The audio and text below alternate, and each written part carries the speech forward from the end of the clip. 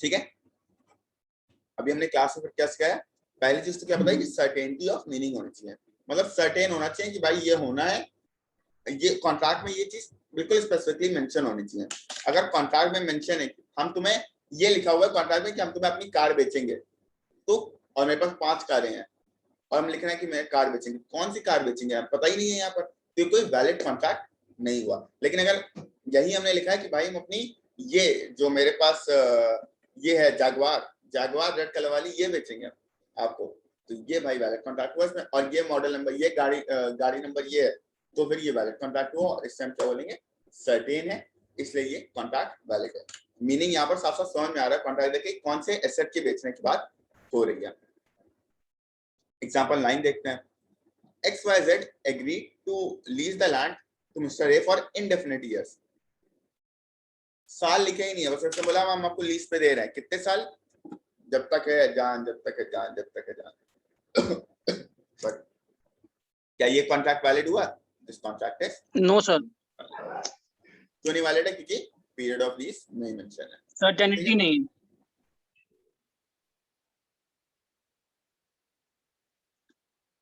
आगे हमारा चार्ट, ये हमारा अच्छा सा चार्ट जो हम उस दिन बना रहे थे, जो कि आप लोगों ने शायद बनाना स्टार्ट भी किया होगा।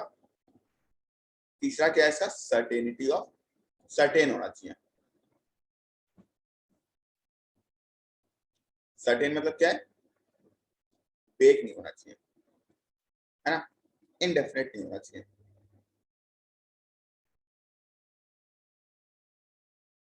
ठीक है, वेग नहीं होना चाहिए, इनडेफिनेट नहीं होना चाहिए। ठीक, चलो ये तो आसान था, इसमें तो कोई दिक्कत आई डोंट थिंक सो होगी, किसी को अगर है तो पूछ लीजिए। नो सर, ये भी फिफ्थ वाला point, possibility of performance of an agreement, the terms of agreement. Sir एक मिनट ऊपर वाला पॉइंट दिखाइए। यस सर, ये मार्क करना है क्या, यस सर, वो चार्ट पे लिखना था।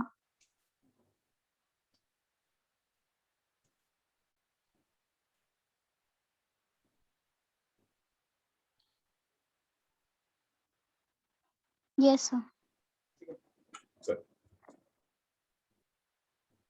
फिर आता है पॉसिबिलिटी ऑफ परफॉर्मेंस। हम लोग को पता ही है, हम लोग पढ़ ही चुके हैं इसको, तो पूरा हम लोगों ने कितना समझा है कि जो परफॉर्मेंस है उसको पॉसिबल होनी चाहिए। अगर ये हम एग्रीमेंट कर रहे हैं कि भाई हम चांद तारे तोड़ के ले आएंगे, हमको तुम 10 लाख रुपए देना, तो क्या ये वैलिड कॉन्ट्रैक्ट है, नहीं सर, ये वैलिड थोड़ी है। ये हम लोग पूरा पढ़ चुके हैं, है ना, ये तो हम पुरानी क्लासेस में पढ़ चुके हैं, और बुक में जो लिखा है वो भी पढ़ लेते हैं। The terms of agreement should be capable of performance, मतलब इम्पॉसिबल नहीं होने चाहिए। An agreement to do an act impossible in itself cannot be enforced। ठीक है, enforceable in law ही नहीं होता तो वैलिड कॉन्ट्रैक्ट है ही नहीं। जहां भी ऐसे वैलिड कॉन्ट्रैक्ट लिख के काट लो, नॉट अ वैलिड कॉन्ट्रैक्ट लिखते हो, उससे अच्छा हमने वैलिड कॉन्ट्रैक्ट लिख के काट दिया। हम तो हर जगह यही करते हैं, जब भी कुछ ऐसा नॉट लिखना उससे उसको लिख के काट लो। Example 10, A agrees with B to discover treasure by magic। बताओ, कह रहा है कि भाई हम खजाना है, मेरे वो एंसेस्टर छोड़ गए थे और 100 करोड़ का खजाना वहां पर पड़ा है, कहीं पर छोड़ गए हैं। मूवी नहीं आती है एक, नाम नहीं याद आ रहा, कोई साउथ की बहुत मूवी है उससे रिलेटेड, तो हम जादू से इसको ढूंढेंगे खुलजा सिंह करके, तो क्या ये पॉसिबल है, नहीं सर, ये पॉसिबल ही नहीं है, ये क्या हो जाएगा, वैलिड कॉन्ट्रैक्ट नहीं है। ठीक है, ये सब जो एग्जांपल्स बुक में दिए ना, ये हम इसलिए रेडी करा रहे हैं क्योंकि डिट्टो कभी कभी कॉपी पेस्ट से एग्जांपल्स आ जाते हैं, तो ये जरूर अच्छे से पढ़ लेना। हमारा एक पॉइंट इसमें अभी क्या मिसिंग है, अभी वो चार्ट में वो साथ में लिखवा देता है। थर्ड पॉइंट है other formalities to be complied with in certain cases. एक बार इसको एग्जांपल से पहले तक पढ़ना।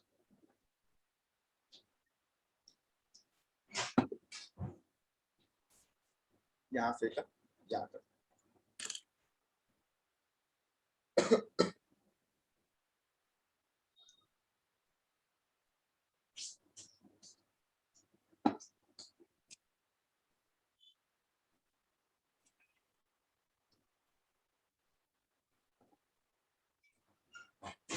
क्या कॉन्ट्रैक्ट हमेशा रिटर्न ही होना चाहिए? तो अगर तुम लोग ये समझते हो कॉन्ट्रैक्ट हमेशा रिटर्न होना चाहिए तो बिल्कुल गलत है। कॉन्ट्रैक्ट रिटर्न भी हो सकता है और कॉन्ट्रैक्ट ओरल भी हो सकता है। अगर हमने अभी उमेश से ओरली बोल दिया कि भाई हम तुम्हें अपना लैपटॉप बेचेंगे और उमेश ओरली बात हो रही है हमारे बीच कि हाँ ठीक है सर, हमने बोला उससे कि हम तुम्हें बेचेंगे लैपटॉप, उसने कहा ठीक है सर हम आपको 50,000 रुपए देंगे, दोनों ने एक्सेप्ट कर लिया, दोनों का कॉन्ट्रैक्ट हो गया। ये कॉन्ट्रैक्ट है और ये लीगली एनफोर्सेबल इन लॉ है। बस फर्क क्या था, तुम्हें कहीं से प्रूफ करना पड़ेगा। जैसे हमारी वीडियो रिकॉर्डिंग चल रही है, रिकॉर्डिंग चलिए, हम रिकॉर्डिंग जाके प्रूफ कर सकते हैं इससे कि भाई ये प्रूफ है कि हमारे बीच कॉन्ट्रैक्ट हुआ था। ठीक है, क्या रिटर्न हो रहा है? क्या नहीं। अभी अगर क्लास में हमसे बोल रहे हैं कि भाई तुम ये करना है, तो क्या रिटर्न हो रहा है? क्या कहीं नहीं। क्या कहीं हम साइन कर रहे हैं? क्या नहीं। ओरल है मगर ये हमारा कॉन्ट्रैक्ट है। तो कॉन्ट्रैक्ट का कहीं ऐसा कुछ नहीं लिखा है कि रिटर्न ही होना चाहिए। ओरल भी हो सकता है, रिटर्न भी हो सकता है। क्लियर है? क्या कॉन्ट्रैक्ट सिर्फ रिटर्न होना चाहिए? Yes sir. Yes, sir. No No, sir. Oral भी हो सकता है, लेकिन कुछ एक्ट्स में स्पेसिफिक रिक्वायरमेंट होती है कि भाई यहाँ रिटर्न ही होना चाहिए। जैसे इंश्योरेंस का कॉन्ट्रैक्ट है, ठीक है, इंश्योरेंस का कॉन्ट्रैक्ट ऐसा कॉन्ट्रैक्ट होता है जो कि रिटर्न ही होना चाहिए। इंश्योरेंस एक्ट में लिखा है कि भाई इसका कॉन्ट्रैक्ट रिटर्न ही होना चाहिए। तो अगर किसी एक्ट में स्पेसिफिकली मेंशन है कि ये कॉन्ट्रैक्ट रिटर्न होना चाहिए, तब फिर बात खत्म, तो फिर तो उसको रिटर्न होना चाहिए, तब फिर वो ओरली उसको नहीं मानेंगे कॉन्ट्रैक्ट। ठीक है, अगर वो ओरली डिसाइड हुआ है, एक्सेप्ट हुआ है, तो वे उसको कॉन्ट्रैक्ट नहीं मानेंगे। A contract may be written or spoken. As to the legal effects, there is no difference between the written contract and the contract made by word of mouth. Legal effects मतलब legally अब enforceable in law है या नहीं है, court में जाके case कर सकते हैं या नहीं कर सकते हैं। But in the interest of the parties, the contract must be written. ये तो है कि it's better अगर written हो। written contract की बात ही अलग होती है। ठीक है, अब जो अभी रिकॉर्डिंग ना हो रही होती है और हमने ओरली किया होता, तो हम कैसे प्रूव करते जाके लीगली कि भाई ये कॉन्ट्रैक्ट हुआ है। तो इसलिए लीगल कॉन्ट्रैक्ट की थोड़ा सा ज्यादा आपकी हेल्प करता है आपको अगर कुछ आगे जाके डिस्प्यूट होता है तो। In case of certain contracts some other formalities have to be complied with और to make an agreement legally enforceable. Certain other contracts मतलब किसी एक्ट में अगर कुछ और लिखा हुआ है कि भाई ये चीजें भी होनी चाहिए तभी वो कॉन्ट्रैक्ट मानेंगे उसको, तो वो भी कंप्लाई होना चाहिए। जैसे कि इंश्योरेंस का कॉन्ट्रैक्ट है, contract of insurance is not valid except as a written contract. मतलब कॉन्ट्रैक्ट ऑफ इंश्योरेंस को वैलिड तभी बोलेंगे जब वो रिटन कॉन्ट्रैक्ट होगा। Further, in case of certain contracts, registration of contract under the laws which is in force at the time is essential for it to be valid. इसका मतलब क्या है? तुम लोग को एक बात बताओ, जैसे हमें आज अपनी ये बिल्डिंग ट्रांसफर करनी है उमेश के नाम, क्या हम कर सकते हैं? Sir, written contract. क्या हम ओरली बोल रहे हैं हम ट्रांसफर करेंगे? नहीं। हम अपने भाई को भी, मेरा छोटे भाई को भी हमें ट्रांसफर करनी है, भाई मेरे नाम पे बिल्डिंग है, तुम्हारे नाम पे ट्रांसफर कर रहे हैं, जाओ वहां से। हम 10 रुपए 100 रुपए के स्टैम्प पेपर पे भी चलो लिख दे रहे हैं। 100 रुपए का स्टैम्प पेपर मंगाया, उस पर लिखा कि हम ये बिल्डिंग इसके नाम ट्रांसफर कर रहे हैं, उस पर साइन कर रहे हैं। क्या हम इसको ट्रांसफर कर दे रहे हैं? नहीं सर, नहीं। No sir. इमोबल प्रॉपर्टी को आपको उसकी जो स्टैम्प ड्यूटी वैल्यू होती है, स्टैम्प ड्यूटी पे करनी पड़ती है उस पर, और जितना स्टैम्प ड्यूटी पे करनी होती है उतने के स्टैम्प पेपर को बनता है, पूरा एक सेल डीड बनती है। उस सेल डीड के बिना आप ट्रांसफर कर ही नहीं सकते इमोबल प्रॉपर्टी। ठीक है, सिर्फ ऐसा नहीं होता कि भाई हमें ट्रांसफर कर दी जाओ या 100 रुपए का स्टैम्प पेपर बना दिया, नहीं, तुम्हें स्टैम्प ड्यूटी पे करनी पड़ती है अगर इमोबल प्रॉपर्टी ट्रांसफर करनी है तो। तो इमोबल प्रॉपर्टी ट्रांसफर कर रहा हो वो तभी वैलिड होगा जब उस लॉ की रिक्वायरमेंट्स को तुम पूरा करोगे। Thus, where there is any statutory requirement that any contract is to be made in writing or in the presence of witness or any law relating to the registration of documents, it must be complied with. कुछ नहीं, अगर कोई लिखा हुआ है कि किसी law को हमें राइटिंग में ही करना है, या फिर दो लोग अगर विटनेस में होने चाहिए तभी इस कॉन्ट्रैक्ट को हम वैलिड मानेंगे, तो भाई अगर किसी ऐसा एक्ट में लिख दिया तब तो वो रिक्वायरमेंट्स पूरी करना जरूरी है। वरना अगर कहीं कुछ स्पेसिफिकली नहीं मेंशन है तो कॉन्ट्रैक्ट रिटन भी हो सकता है और ओरल भी हो सकता है। ठीक है, चलो इस चार्ट को ही तो क्या हमसे बार बार खो जाता है।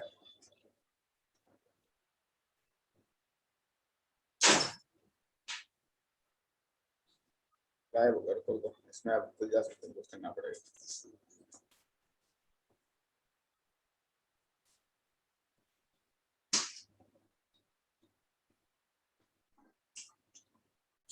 अरे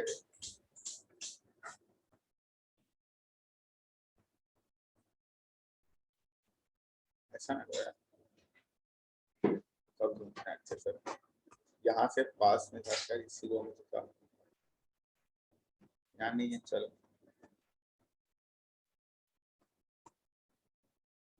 आ गया उमेश, चार्ट हो गया यार, यस सर।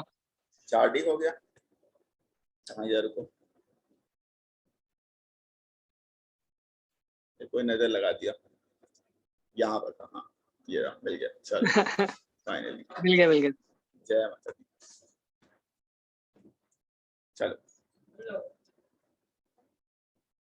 फिर हमने अभी क्या पढ़ा है,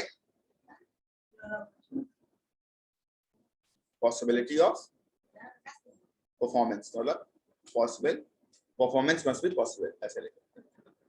ये चार्ट जो हम लोग कल बना रहे थे, अगर आप लोगों ने बनाया हो तो हमें उम्मीद है कि आप लोगों ने बनाया होगा, तो उसको वहीं से Yes, कंटिन्यू कर लो। बनाया है, बहुत बढ़िया। तो उसको ये सर्टेन वाला पॉइंट लिख लो और ये परफॉर्मेंस वाला लिख लो, परफॉर्मेंस मस्ट बी पॉसिबल। और क्या पढ़ा हम लोगों ने अभी last point? Hello, last point क्या पढ़ा अभी? So other formalities वाला. Other formalities, yes sir. other formalities to be complied within certain cases. Other formalities भी मस्ट बी कंप्लाइड। तीन चीजें पढ़ी हम लोगों ने अभी तक। सर्टेन होना चाहिए, मतलब कोई भी वेग नहीं होना चाहिए, बिल्कुल लिखा होना चाहिए, जो चाहिए वही होना चाहिए। दूसरा, परफॉर्मेंस जो है वो पॉसिबल होनी चाहिए। तीसरा, other formalities must be complied. थक गए हो क्या? आज अकाउंट से ज्यादा पढ़ा लिया गया क्या? No, sir. लग रहा है आपने बहुत पीछे तक लग रहे हो। No sir. बस फिर बढ़िया। तो सेकंड क्लास में हो ही जाता है ऐसा थोड़ा थोड़ा। नहीं नहीं, आप तो जिंदगी में आदत बनाओ। अब थोड़ी सी आदत डाल ले। हाँ सर, अब आदत ही बनाना पड़ेगा। अरे क्या बोलते हैं, सेकंड क्या, थर्ड फोर्थ लाइफ में धीरे धीरे सब आएंगे, इंटर फाइनल में थर्ड फोर्थ फिफ्थ सिक्स्थ नहीं आएंगे, 3-4 तो आएंगी। सब आदत बनानी पड़ेगी। ये तो तब भी 2-2 घंटे की क्लास है, आईसीसी में तो 3-3 घंटे की भी होती है, 4-4 घंटे की दिन में की है। एक क्लास 4 घंटे की। तो पूरा दिन क्या कोचिंग में बैठे दूसरी रहना होता है? करना पड़ेगा, लोग 2 क्लासेस जैसे होती है 4-4 घंटे, 8 ही घंटे तो हुए, 24 घंटे होते हैं। तुम यस सर, 8 घंटे सो, 8 घंटे? तो 8 घंटे अगर सो भी लिए सर स्कूल का है सर, और क्या स्कूल सिस्टम है। 8 घंटे तब भी बचे मैं, वैसे इतना आदमी में करना पड़ता है। ठीक है, अदर फॉर्मेलिटीज में रिटर्न भी हो सकता है और ओरल भी हो सकता है, लेकिन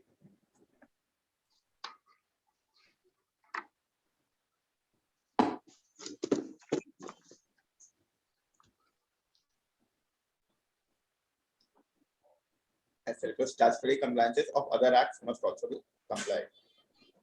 Statutory compliances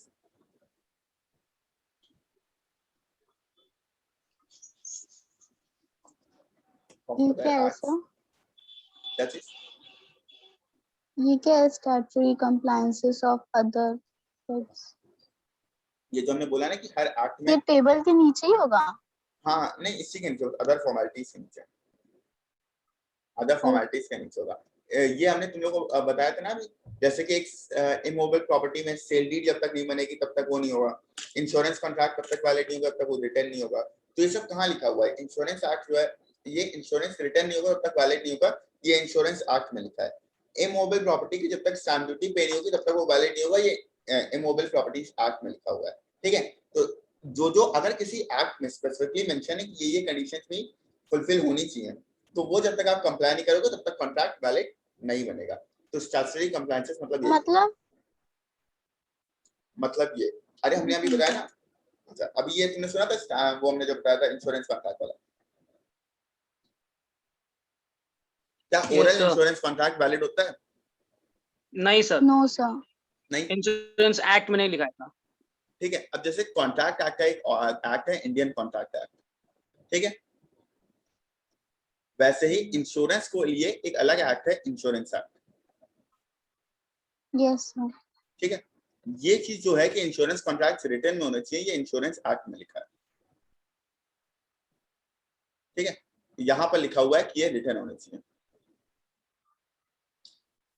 ठीक है, इस पे भी क्लियर कि यहाँ लिखा, कहाँ लिखा है रिटर्न होने चाहिए, इंश्योरेंस एक्ट में लिखा है। अब आते हैं आगे, तो जब क्या ओरल इंश्योरेंस कॉन्ट्रैक्ट वैलिड नहीं है, क्योंकि इंश्योरेंस एक्ट में लिखा है कि भाई रिटर्न होना चाहिए। तो नीचे वाली लाइन का मतलब यही है कि अगर किसी और एक्ट में कुछ स्पेसिफिक रिक्वायरमेंट्स मेंशन हैं तो हम वो भी फुलफिल करेंगे। जैसे कि इंश्योरेंस एक्ट में लिखा हुआ है कि कॉन्ट्रैक्ट रिटर्न होना चाहिए, तो हमें कॉन्ट्रैक्ट भी रिटर्न बनाना पड़ेगा, तभी वो कॉन्ट्रैक्ट वैलिड होगा। ये कहाँ, ये कॉन्ट्रैक्ट एक्ट में लिखा है क्या कि इंश्योरेंस कॉन्ट्रैक्ट, जो इंश्योरेंस कॉन्ट्रैक्ट होने चाहिए वो रिटर्न होने चाहिए? नहीं, कॉन्ट्रैक्ट एक्ट में तो लिखा है इंश्योरेंस ओरल भी हो सकता है और रिटर्न भी हो सकता है, लेकिन ये इंश्योरेंस एक्ट में लिखा है कि रिटर्न होना चाहिए।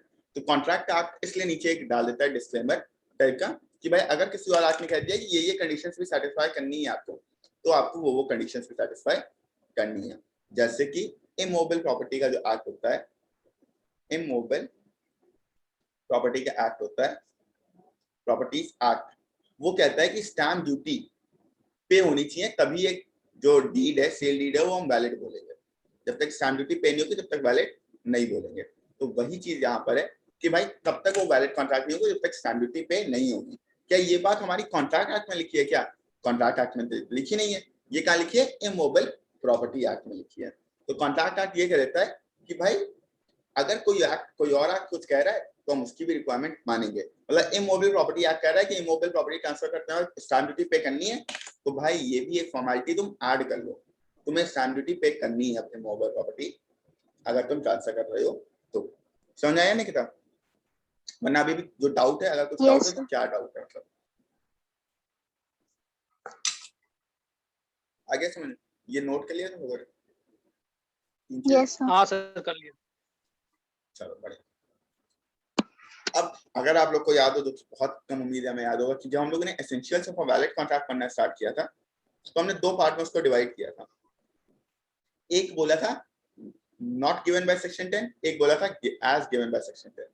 मतलब एक पार्ट वो था जो कि कॉन्ट्रैक्ट एक्ट में स्पेसिफिकली मेंशन है और एक था जो कॉन्ट्रैक्ट एक्ट में स्पेसिफिकली मेंशन नहीं है। अभी हम लोगों ने वो क्या पढ़ा? अभी हम लोगों ने राइट हैंड साइड वाली टेबल का पढ़ा है। ये सब कौन से थे जो कि अभी सेक्शन 10 मतलब कॉन्ट्रैक्ट एक्ट में स्पेसिफिकली दिए हुए नहीं है कि ये कंडीशंस होनी चाहिए। मगर भाई ऑब्वियसली अगर दो पार्टी नहीं हुई तो कॉन्ट्रैक्ट नहीं हो सकता है, ऑब्वियसली नहीं हो सकता है, ठीक है? तो ये चीज बट यस सर, जनरली ये चीज फॉलो होनी चाहिए, ठीक है?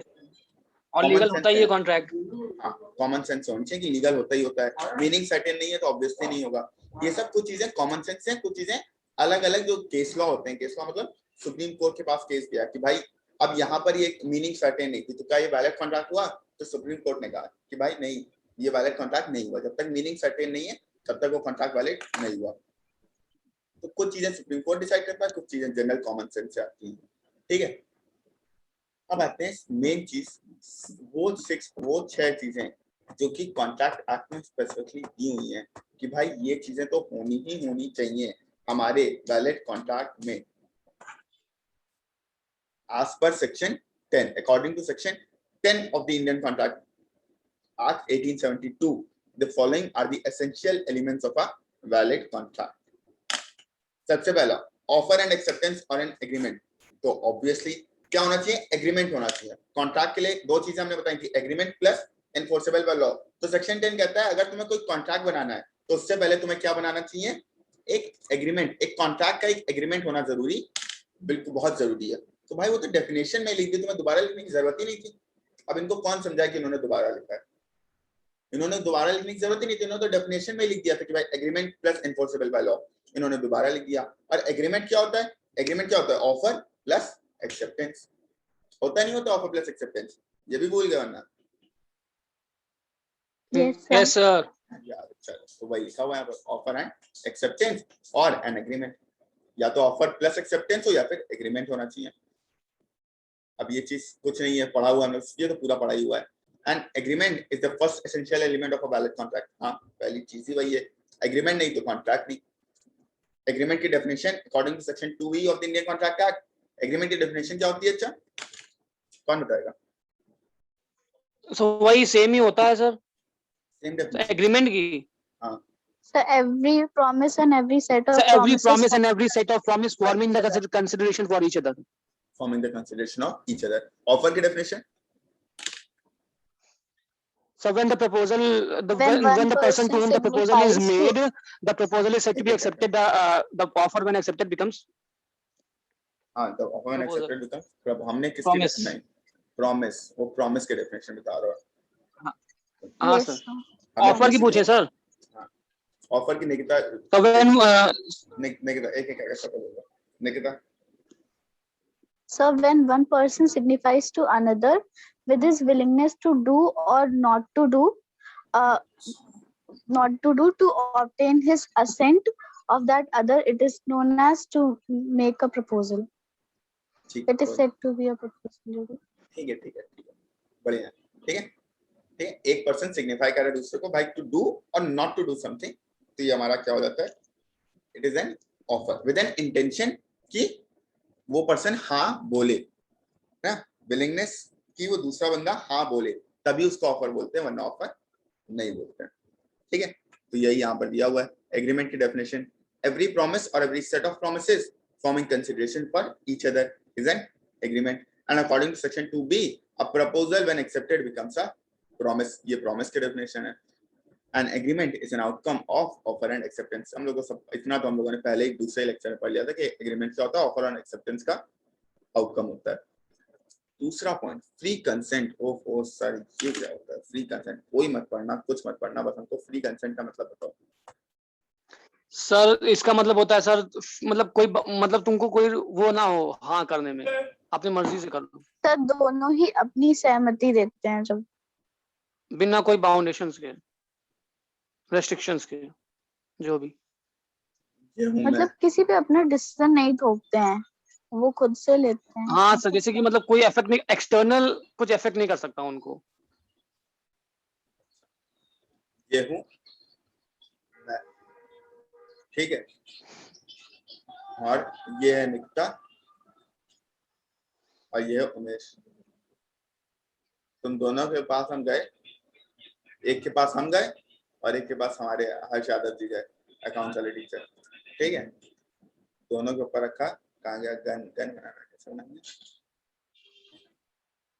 ऐसे कुछ भी समझ लो, गन है मेरी. ठीक है, AK-47 और इनके पास छोटी वाली गन थी यादव जी. ठीक है, इनके पास नॉर्मल, मेरे पास वो बड़ी वाली राइफल है, इनके पास AK-47. मैंने निकिता के सर पे रखा राइफल, बोला, मैंने कहा सुनो, तुम मुझको फीस दो, वो भी 50,000 रुपए. कोचिंग करना है नहीं करना है हमें उससे लेना देना नहीं, हमें तुम फीस दो और कोचिंग करो, मेरी जबरदस्ती कोचिंग करो, चल दोनों देना. मेरी तुम कोचिंग भी करो और मुझे फीस भी दो, अभी दो तुरंत, और मेरी कोचिंग भी तुम्हें करनी है. अरे निकिता बोली सर लेकिन आप पढ़ा ही नहीं पा रहे हैं, बिल्कुल बहुत खराब पढ़ा रहे हैं. उससे हमें लेना देना नहीं. हमने हमें तो चाहिए पैसा. ठीक है, और तुम कोचिंग करोगी तभी पैसा लेंगे हम. और हमने ये भी बोला भाई बहुत हम वो हैं, गलत काम नहीं करते. देखो हमने कहा कोचिंग नहीं पढ़ोगे तो लेंगे भी नहीं पैसा, तो इसलिए तुम्हें कोचिंग तो पढ़नी पड़ेगी. तो वही सर हम पैसा ऐसे ही दे देंगे, कोचिंग मत पढ़िए, क्यों मेरा टाइम वेस्ट करेंगे, आप बिल्कुल नहीं पढ़ा पा रहे हैं. तो हमने कहा कि यार कोई तो ऐसे बोलो कि नहीं सर ऐसा नहीं है. तो हमको सर नहीं सर, बिल्कुल ऐसा नहीं है सर. आई नो मजाक कर रहा. ठीक है चल, तो हम गन लेके गए, तो निकिता ने कहा सर आप कोचिंग नहीं पढ़ेंगे आप ऐसे. मैंने कहा नहीं यार ऐसे ऐसे कमाई नहीं खाऊंगा, मैं मेहनत करूंगा तभी खाऊंगी. मैं तुम्हें कोचिंग भी पढ़नी पड़ेगी और पैसा भी देना पड़ेगा. गन लेके गए, ऐसे ही यादव जी उमेश के पास गए, तो तुम लोगों को क्या करना पड़ा भाई, साइन कॉन्ट्रैक्ट था, साइन करना पड़ा. बोला ठीक है सर करेंगे कोचिंग, फीस भी देंगे. क्या ये वैलिड कॉन्ट्रैक्ट है? आवाज कट रही है. हेलो, अब आ रही? Yes sir. अब आ रही होगी ना, कुछ बाहर हिल गया था. नहीं सर, कट रही है. आवाज. कट रही है, अच्छा एक सेकंड. अब तो सर वीडियो भी नहीं दिख रहा है. नहीं आ रही. एक सेकंड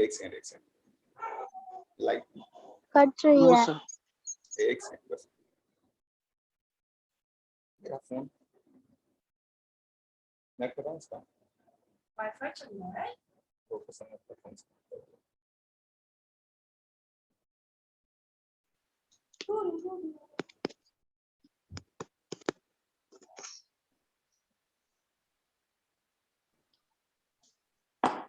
यस सर, अब आ रही है वीडियो. अब आ रही है ना? तो 2 किस्से मेरे फोन से कनेक्ट हो गया था वो सर से, और फोन से सुबह से कनेक्ट होता है। ठीक, चलो, तो क्या ये वैलिड कॉन्ट्रैक्ट हुआ है? क्या ये कॉन्ट्रैक्ट हुआ? No sir. valid? हम इनकी बंदूक रख के बोल रहे हैं कि मेरी कोचिंग करो, कॉन्ट्रैक्ट हुआ क्या? नहीं सर, ये थोड़ी कॉन्ट्रैक्ट हुआ। क्यों कॉन्ट्रैक्ट नहीं हुआ? क्योंकि इसका फ्री कंसेंट नहीं था। आवाज कट रही है। अभी भी कट रही है। Yes sir. तो अब ये सब बीच बीच में रुक रुक के कट जा रही है। अब ठीक है। ठीक है, अब वो तो बताना। ठीक है, ऐसा अब वो तो हम ठीक है। सेटिंग चेंज कर देंगे, माइक चेंज कर देंगे। क्या यहाँ पर फ्री कंसेंट है? No sir. यहाँ पर फ्री कंसेंट हो रही है सर, ये फ्री कंसेंट है ही नहीं। ये तो जबरदस्ती हो रहा है यहाँ पर बंदूक सिर पे रख के। अब बेचारी को अपनी जान प्यारी है, ये थोड़ी कि हम कोचिंग, ठीक है कोचिंग का क्या जा रहा है, लेकिन जान ज्यादा प्यारी है, कुछ तो पढ़ा ही लेंगे थोड़ा बहुत हल्का फुल्का, है ना। तो यस ऐसे सर। ही, हाँ ऐसे ही हमारे अकाउंट्स वाले टीचर यादव जी के पास गए, है ना, लेके गए गुंडे उंडे अपने साथ, 10 गुंडे लेके गए।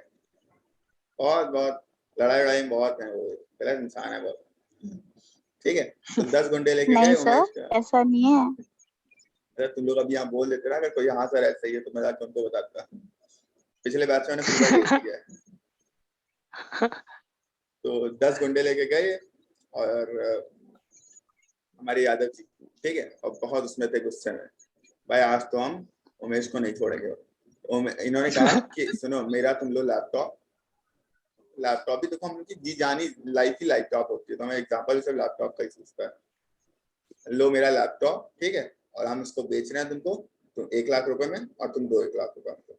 उमेश ने कहा सर नहीं, आपका लैपटॉप बिल्कुल खराब है, चलता ही नहीं है। यादव ने कहा देख रहे हो कितने लड़के खड़े हैं यहाँ पर आसपास, 10 लड़के हैं, सोच लो लैपटॉप चाहिए या खुद। तो उमेश ने कहा अरे सर समझा करिए, आप टीचर हो, क्या ऐसा करेंगे? बोले टीचर कुछ नहीं, वो बस हम 2 घंटे होते हैं, अभी ये सब बदतमीजी नहीं चलेगी। तो उमेश ने क्या किया भाई, साइन किया, क्या कर सकते हैं, 10 लोग खड़े भाई, उमेश है नहीं, उमेश का लेकिन चिंता है, हम भी आएंगे, कल हम 20 लड़के लेके जाएंगे जब जाते लगा। फिर अगले दिन जो हुआ, वो अगले दिन यादव जी कंटिन्यू करेंगे स्टोरी, उनसे पूछना कि सर हम भी 20 लड़के लेके आए थे, आपने क्या किया? ठीक है, तो ये कॉन्ट्रैक्ट है नहीं है? नहीं है नो सर। सर।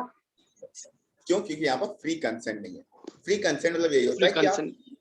ऐसा तो नहीं कि कहीं फोर्सफुली किसी को जबरदस्ती कोई कॉन्ट्रैक्ट में साइन करा रहे हो, वो नहीं चाह रहा है मगर फिर भी उसको करना पड़ रहा है जबरदस्ती, बिना अपनी मर्जी से कर रहा है, ठीक है, तो उसको कहते हैं फ्री कंसेंट। बाकी फ्री कंसेंट के बहुत सारे पार्ट होते हैं, और फ्री कंसेंट में तुम्हारा एक कोवर्जन आता है। कोवर्जन यही जो हमने अभी तुम लोग को बताया, बंदूक तान दी सिर पे, ठीक है, 10 लड़के ले आए, अनड्यू इन्फ्लुएंस होता है, फ्रॉड होता है, मिसरिप्रेजेंटेशन होता है, मिस्टेक होता है, ये सारी चीजें फ्री कंसेंट में ही आती हैं। ये क्या होती है, कैसे होती है, ये हम लोग आगे अभी कुछ चैप्टर्स में पढ़ेंगे, ठीक है, अभी हम पूरा डिटेल में नहीं एक्सप्लेन करेंगे, ये आगे जाके कुछ चैप्टर्स में जब एक एक टॉपिक बहुत डिटेल में एक्सप्लेन नहीं सब, तो तब बताया जाएगा। ठीक, फ्री कंसेंट क्या, और फ्री कंसेंट पढ़ते हैं क्या है, 2 or more persons are said to be consent when they agree upon the same thing in the same sense। अच्छा, इसको बोलते हैं consensus ad idem। हमने जो अभी एग्जांपल दिया है ये उससे दूसरे वाली बात है। फ्री कंसेंट एक तो ये हो गया, एक ये हुआ कि जो हमने एक और एग्जांपल तुम लोग को दिया था कि हम इसको बेच रहे हैं अपना लैपटॉप मैक वाला उमेश को, ठीक है, और वो ले रहा है तुम्हारा, हम लैपटॉप बेच रहे हैं मैक वाला, सॉरी 2 लैपटॉप है मैक और लेनोवो के, ठीक है, हम बेच लेनोवो वाला रहे हैं, और लेकिन वो उमेश सोच रहा है कि वो मैक वाला खरीद रहा है। तो यहाँ पर हम दोनों चीजें अलग, हम दोनों लोग अलग अलग बातें सोच रहे हैं, हम दोनों के दिमाग में अलग अलग आइटम है, अलग अलग कॉन्ट्रैक्ट चल रहा है, तो यहाँ पर ये फ्री कंसेंट इसको भी नहीं बोलते हैं। क्यों? क्योंकि यहाँ पर कंसेंसस एट आइटम नहीं है। कंसेंसस एट आइटम मींस हम लोग सेम चीज सेम बारे में सोच रहे हैं। जैसे कि एग्जांपल 11 पढ़ोगे तो क्लियर हो जाएगा। A who owns 2 cars is selling red car to B. B thinks he is purchasing the black car. तो यहाँ पर there is no consensus at item and hence no contract। A red car बेच रहा है, B सोच रहा है हमको तो ब्लैक कार मिलेगी, तो यहाँ पर क्या वो लोग दोनों सेम चीजें की बात कर रहे हैं, दोनों लोग सेम चीजें के बारे में सोच रहे हैं? नहीं, क्योंकि सेम चीजों No, के बारे sir. में नहीं सोच रहे हैं, ये कॉन्ट्रैक्ट नहीं है, ठीक है। और इसको ये कॉन्ट्रैक्ट नहीं है, ठीक है। टू और more persons are set to sir consent अपने वर्ड में लिख सकते हैं। अपने वर्ड में बिल्कुल लिख सकते हैं। बस बस बस ये अगर तुमने ये वर्ड ऐड कर दिया ना, कंसेंसस एट आइटम, मजा आ जाएगी। इसका मतलब क्या होगा? कंसेंसस एट आइटम मतलब ही यही होता है कि हम लोग सेम चीज के बारे में सोच रहे हैं, सेम उस पे, और इसे आगे लिखा हुआ है। दिस कैन आल्सो, ये कंसेंसस आइटम की बहुत डेफिनेशन अच्छी सी दी हुई है, नहीं भी दिया तो बता दे रहे हैं। कंसेंसस आइटम मतलब हम सेम चीज के बारे में, इसको सेम फ्री थिंग, कंसेंट के बारे में कैसे लिखेंगे फ्रेम करके पूरा? वो तो मैं बता रहा हूँ, तो भाई बस कॉन्सेप्ट समझा दें, फिर कैसे लिखना हो तो बता ही दे रहा है। तो मेन चीज है ओके कि हम सेम थिंग के बारे में सोच रहे हैं, जो हमारे कॉन्ट्रैक्ट में जिस ऑब्जेक्ट के बारे में बोल रहे हैं, सेम ऑब्जेक्ट लिख लो, सेम ऑब्जेक्ट के बारे में हम बात कर रहे हैं। हम दोनों की सोच सेम है, हम लोग जो इंटेंशन है, उसको जो खरीदना है वही हमें बेचना है, या हमें जो बेचना है उसको वही खरीदना है, दोनों सेम चीज के बारे में बातें कर रहे हैं। अगर ऐसा सा है तो उसको कंसेंसस एट आइटम बोलते हैं, मतलब ऑब्जेक्ट जिस बारे में हम बात कर रहे हैं, जिसके बारे में, वो सेम होना चाहिए। क्लियर है? They agree upon the same thing in the same sense, जो लिखा है ना, इसी को कहते हैं कंसेंसस एट आइटम। यही एक तरह से तुम्हारी कंसेंसस एट आइटम की डेफिनेशन है, that they agree upon the same thing in the same sense. This can be understood as identity of minds in understanding the terms with consensus at item. Identity of minds मतलब भाई same बारे में, हम same चीज के बारे में सोच रहे हैं। रेड कार के बारे में हम भी सोच रहे हैं, रेड कार के बारे में वो भी सोच रहा है, ठीक है। ये पार्ट एक अलग हो गया एक्चुअली में। एक्चुअली में तो इंस्टीट्यूट को जो सही तरीका है, फ्री कंसेंट में कंसेंसस एट आइटम नहीं आना चाहिए, वो एक अलग पॉइंट बनना चाहिए, ठीक है। लेकिन इंस्टीट्यूट ने अपनी बुक बनाते वक्त दोनों को एक ही पॉइंट में लिख दिया है, फ्री कंसेंट को भी और कंसेंसस एट आइटम, दोनों अलग अलग पॉइंट है। कंसेंसस एट आइटम मतलब कि हम सेम चीज के बारे में बात कर रहे हैं, दोनों लोग, बायर भी और सेलर भी, दोनों लोग सेम चीज के बारे में बात कर रहे हैं। और फ्री कंसेंट वाला जो हमने तुमको बताया था, वो होता है कोएर्जन और ये सब, कि हम भाई तुमको ऐसा तो नहीं फोर्सफुली तुमसे हाँ करा रहा है।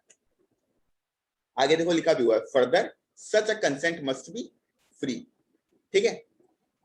Consent would be considered as free consent if it is not caused by coercion, undue influence, fraud, misrepresentation or mistake. ये सारे पॉइंट्स डिटेल में बाद में एक्सप्लेन होंगे, एक एक पॉइंट डिटेल में एक्सप्लेन करेंगे पूरा, कौन से कॉन्ट्रैक्ट वॉइड होते हैं, क्या होता है, कैसे होता है, कब होता है, एक एक चीज हम लोग को उसको डिटेल में डिस्कस करनी है।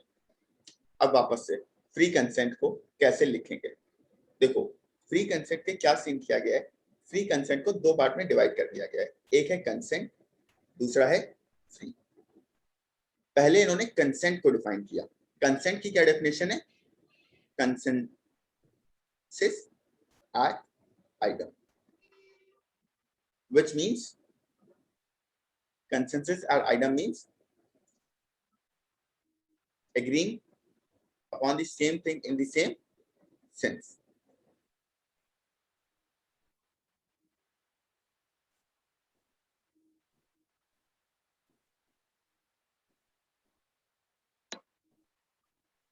ठीक है, फिर आता है फ्री। कंसेंट तो होना ही होना चाहिए, साथ ही साथ वो फ्री भी होना चाहिए। फ्री कंसेंट कब होगा? जब वो इन सब चीजों की वजह से नहीं हुआ है, मतलब अगर वो कोर्जन की वजह से हो रहा है तो वो फ्री कंसेंट नहीं है। कोर्जन मतलब हम उसके अगर सिर पे बंदूक रख के बोल रहे हैं कि भाई ये चीज एक्सेप्ट करो, तो वो होता है, उसी को हम लोग कहते हैं कोवर्जन। तो अगर कोवर्जन की वजह से कोई इंसान कॉन्ट्रैक्ट साइन कर रहा है तो वो फिर फ्री कंसेंट नहीं है। क्लियर है? तो फ्री कंसेंट को हम दो पार्ट्स में डिवाइड कर रहे हैं, कंसेंट एंड फ्री।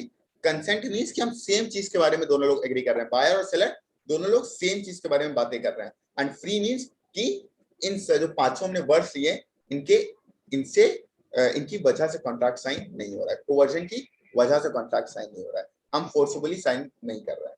अच्छा, क्या अभी डाउट है? जब हमने नॉर्मली बताया, नॉर्मल एग्जांपल तो समझ में आ गया ना, मतलब उसका वही है जो नॉर्मल एग्जांपल हमने दिया है, ठीक है। यस। क्या अभी भी अगर कोई दिक्कत है तो पूछ लो इसमें, इस टॉपिक में। देखो इंस्टीट्यूट क्या है ना, कभी कभी बहुत चीजें घुमा देता है तुम्हें। यहाँ पर उन्होंने इस तरह से इसको लिख दिया कि तुम लोग को लग रहा है ये बोल क्या रहे हैं, बोलना क्या चाह रहे हैं, लेकिन मतलब वही है जो हमने बोला है। इनकी लैंग्वेज से कभी कंफ्यूज मत होना। कोई डाउट है निकिता, कोई डाउट पूछो निकिता, नो पूछो। सर, है हम समझ गए। नहीं समझ में आया, बहुत कंफ्यूजन है, कौन सा वाला कंसेंट है कौन सा फ्री है, दोनों की अलग अलग मीनिंग पता है पर एक साथ उसको क्या लिखना होगा क्या है वो नहीं समझ में आया, ऊपर से गया। अच्छा ठीक है, इसका ऐसा करते हैं, जब ये हम 5 टॉपिक्स तुमको बताएंगे ना, ऐसा करते हैं इन 5 में से एक अभी हम तुमको नॉर्मल से तुमने आइडिया दिया, बस इसका दिया है कोवर्जन का। कोवर्जन क्या होता है, अच्छा ये बताओ पहले। फोर्सफुली नहीं करवाना होता है। फोर्सफुली नहीं कराना होता है, ठीक है, ये क्लियर है। अगर हम फोर्सफुली करा यस रहे हैं तो सर। क्या वो फ्री कंसेंट है? No sir. नहीं है, ठीक है, वो फ्री कंसेंट नहीं है। अच्छा, अब अगर तुमको लिखना कैसे होगा, लिखना तुमको ऐसे ही होगा कि पहले तुम कंसेंट को डिफाइन कर देना और फिर फ्री कंसेंट को डिफाइन कर देना। अब तुम बोलोगे सर ये तो बहुत छोटा सा लिखा हुआ है एक ही लाइन में, तो अभी तो हम लोगों ने पढ़ा ही नहीं ना कि कोवर्जन क्या होता है, अनडू इन्फ्लुएंस क्या होता है, फ्रॉड क्या होता है, मिस्टेक क्या होता है, मिसरिप्रेजेंटेशन क्या होता है। यस जब वो सर। सब पढ़ोगे तो और क्लियर हो जाएंगी चीजें, ठीक है, तो और वो सब भी लिख सकते हो, उसमें ऐड कर सकते हो।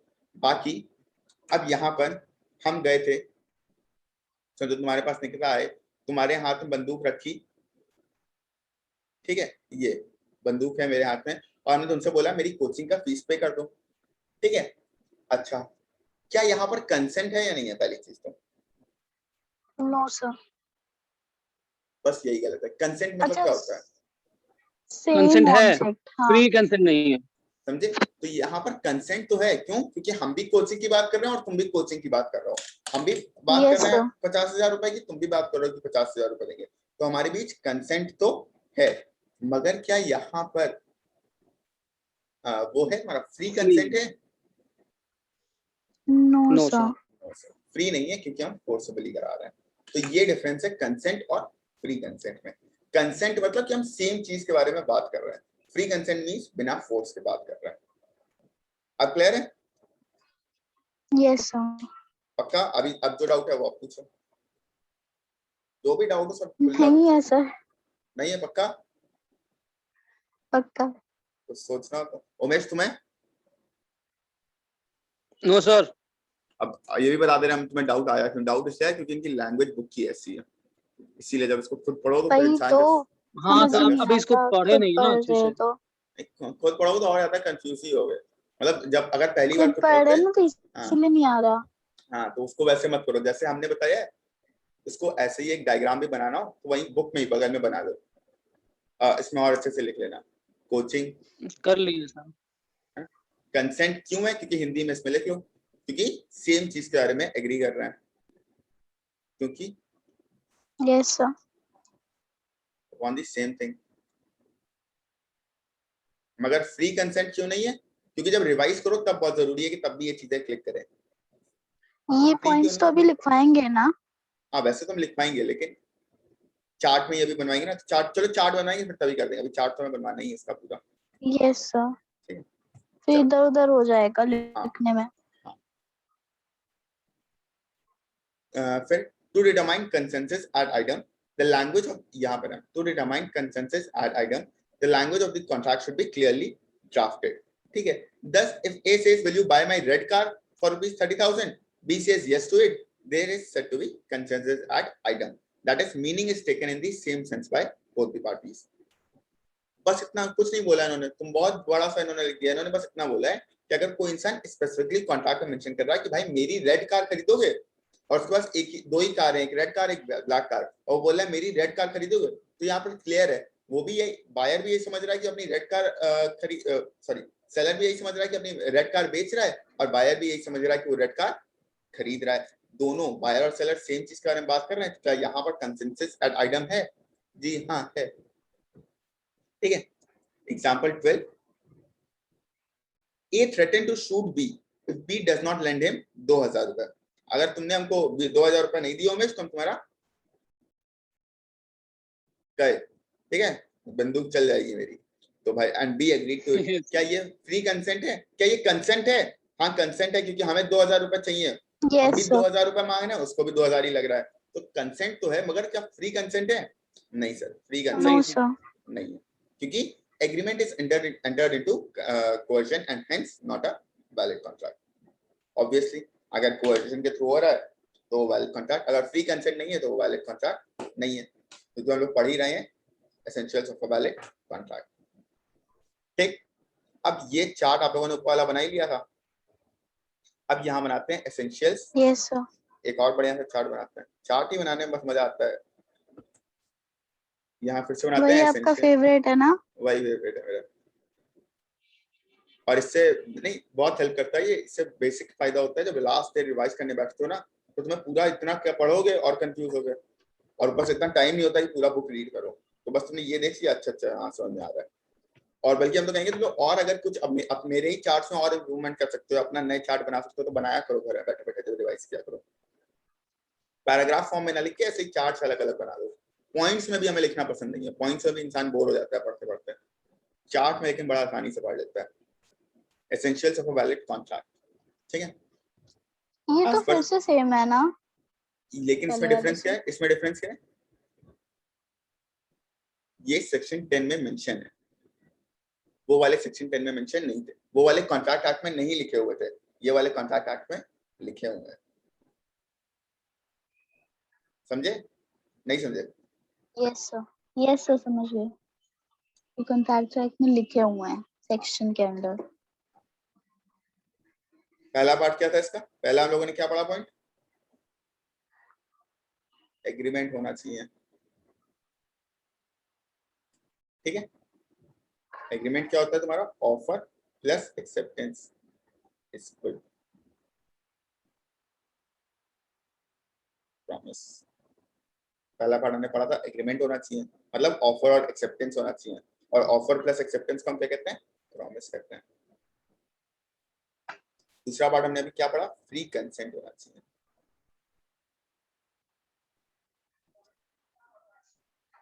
ठीक है।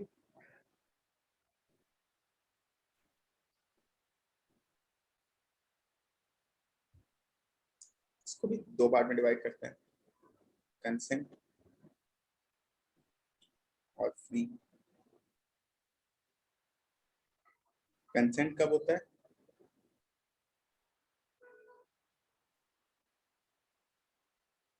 when they agree upon the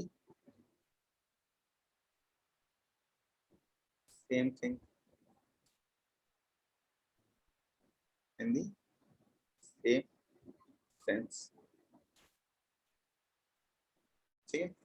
consent कब होता है, when they agree upon the same thing in the same sense, that is इसका दूसरा नाम क्या है, कंसेंसस। एग्जाम में वर्ड भूल जाओ कोई दिक्कत नहीं है, याद रहा तो एक एग्जामिनर के होता नहीं कि दिमाग में यार ये लड़का पढ़ने वाला है, ये बच्चा पढ़ने वाला है, तो एक इंप्रेशन अच्छा पड़ जाता है बस। तुम अगर ऐसे कुछ वर्ड्स यूज कर लो तो थोड़ा सा लीनियंट हो जाता है तुम्हारे। फ्री, फ्री कब होता है, जब उसमें कोवर्जन ना हो, कोवर्जन ना हो, फ्रॉड ना हो, मिसरिप्रेजेंटेशन ना हो, ठीक है, और तुम्हारा मिस्टेक ना हो। एक और कौन सा था, कोवर्जन, फ्रॉड, मिसरिप्रेजेंटेशन, मिस्टेक, और एक था तुम्हारा अनड्यू इन्फ्लुएंस। अनड्यू इन्फ्लुएंस,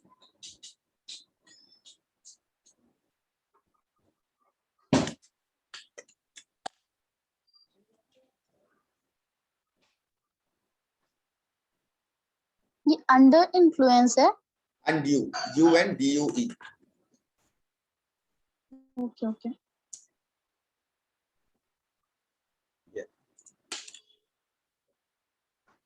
अगर इनमें से कोई एक भी एलिमेंट है तो मतलब वो फ्री कंसेंट नहीं है। बाकी तो भी बहुत डिटेल में पढ़ना है।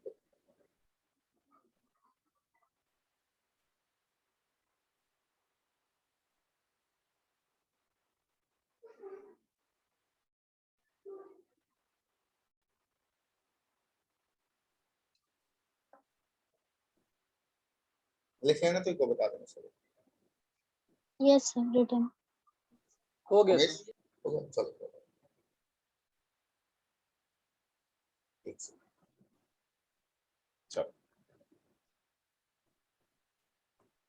ठीक है सर, एग्रीमेंट हो गया, फ्री कंसेंट हो गया।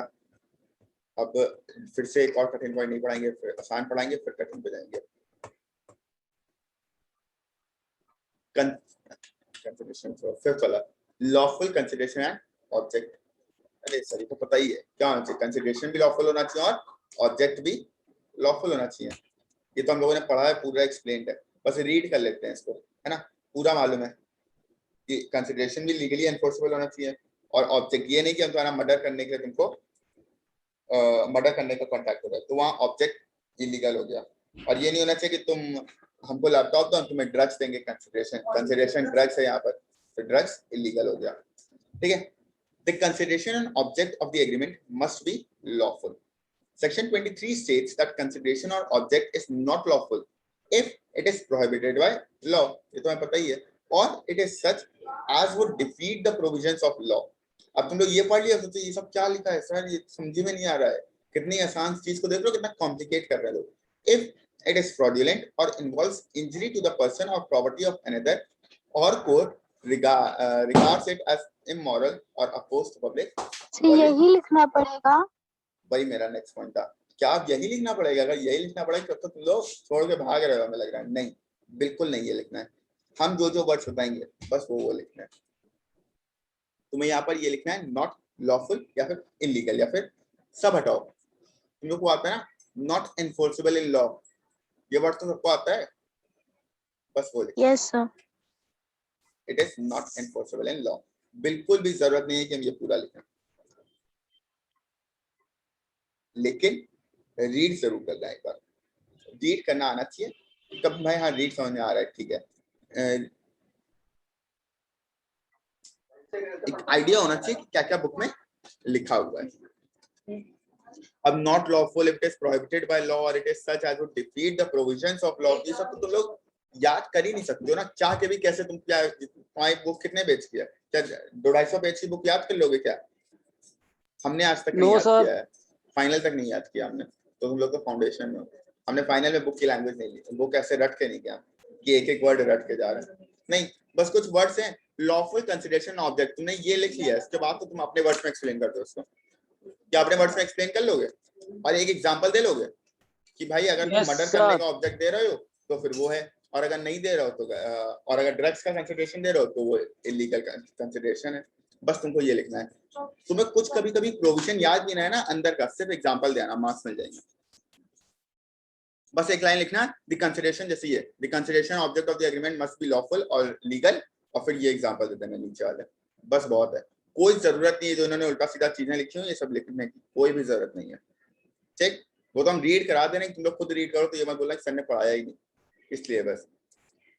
फिर if it is fraudulent or involves injury to the person or property of another, or court regards it as immoral or immoral of opposed public policy। अरे भाई भाई भाई भाई बस करो, माफ करो, सब कुछ नहीं, इतना नहीं हो पाएगा। नॉर्मल सा है कि इलीगल होना चाहिए बस। एग्जांपल 14 क्या कह रहा है? A promises to drop prosecution instituted against B for robbery and B promises to restore the value of the things taken। क्या ये सही है? तुम लोग को लग रहा होगा नहीं सही तो है, लेकिन क्या लीगली सही है ये? भाई इसने ए ने बी क्या चोरी की, बी ने कहा सुनो तो हमको मेरे चोरी वाले सामान लौटा दो और हम तुम्हारा चोरी का केस वो कर देंगे, रफा दफा हटा देंगे, अपना वापस ले लेंगे केस। ऐसा उसने क्यों कहा? उसका भी ब्लैक मनी पड़ा होगा जो चोरी हुआ होगा, अगर उसने कोई FIR लिखा ही नहीं सकता, वो ना उसको भी जेल होगी कि भाई ब्लैक मनी कहाँ से आया। तो उसने कहा भाई ऐसा करते हैं तुम हमको पैसा लौटाओ, हम तुम्हारा केस वापस ले लेते हैं। क्या ये लीगल है? No sir. नहीं, नो सर, नहीं है। ठीक है, यहाँ ऑब्जेक्ट ही है कि हम तुम्हारा केस हटा रहे हैं, रॉबरी का केस हटा रहे हैं, लीगल थोड़ी नहीं। तो agreement is void as its object is unlawful. अच्छा ये एग्रीमेंट वॉइड है, वॉइड एग्रीमेंट है या वॉइड कॉन्ट्रैक्ट है? सो दोनों।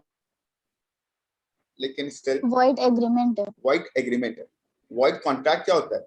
जो कि पहले लीगल हो फिर हाँ सर, इलीगल होता है। क्योंकि जो सर पहले अगर लीगल हो बाद में एग्रीमेंट ही वॉइड है तो कॉन्ट्रैक्ट बन ही नहीं सकता। तो वो कॉन्ट्रैक्ट बन ही नहीं सकता। ठीक है, एनफोर्सेबल इन लॉ ही नहीं है अगर वॉइड है तो। ठीक है, अगर एग्रीमेंट ही वॉइड हो गया, मतलब स्टार्टिंग में बिगनिंग से अगर इलीगल है तो वो वॉइड एग्रीमेंट होता है। ऐसे example 15, A agrees to sell his house to B against 100 kgs of cocaine drugs. Such agreement is illegal as the consideration is unlawful. Cocaine है, ड्रग्स कंसिडरेशन इलीगल है, ठीक है, तो बताइए क्या है। अब सीन क्या आता है, हमने जैसे तुम लोगों को जो डेफिनेशन याद कराई है इसीलिए, क्यों, क्योंकि वो तुम्हें लिखनी है, जैसा लिखा हुआ है वहां पर वैसी ही लिखनी है, थोड़े बहुत वर्ड्स इधर उधर हो सकते हैं, वरना मोस्टली तुम्हें कोशिश करना है कि वही डेफिनेशन जाए एग्जाम में। तुम्हें इसी तरह से हम वो चीजें बता देंगे जो तुम्हें सेम लिखनी है एज बुक, ऐसे एक एक चीज तुम सेम नहीं लिखने की जरूरत है। तो बिल्कुल भी डरना मत कि सर ये सब क्या हो गया है, ये हमें बिल्कुल नहीं समझ आया, क्या लिख क्या दिया इन्होंने। मतलब वही है जो हमने बताया है, इन्होंने बहुत घुमा फिरा के, कान इधर से पकड़ो चाहे उधर से, बात वही है, ठीक है। इन शॉर्ट अगर बताएं तो उन्होंने क्या लिखा, अगर एक एक वर्ड को लोग तोड़ दें, है ना, तब भी तुम लोग को अच्छा लगे। यहाँ लिखा हुआ है कि कंसिडरेशन या object is not lawful if it is prohibited by law. Prohibited by law मतलब लॉ कोई चीज मना करता है, नॉट इम्पॉसिबल, हाँ, नॉट इन्फोर्सेबल भी नहीं, और मना करता है। लॉ नॉट इन्फोर्सेबल तो वही हुआ, साथ में लॉ मना करता है कि ये चीज नहीं करनी चाहिए। लॉ मना करता है कि मर्डर नहीं करना चाहिए, है ना, प्रोहिबिटेड बाय लॉ है। लॉ थोड़ी कहता है तुमको लीगल थोड़ी है कि तुम मर्डर करो जाके, नहीं, इलीगल है, ठीक है। ड्रग्स बेचना इलीगल, लॉ प्रोहिबिट करता है। और it is such as it would defeat the provisions of law. Defeat the provisions of law मतलब क्या हुआ, कहीं पर लॉ में समझो इनकम टैक्स में ये लिखा है कि भाई आपको क्या बोलते हैं, जो गोल्ड है उसको बेचना मना है, ठीक है, लेकिन हम फिर भी गोल्ड बेच रहे हैं।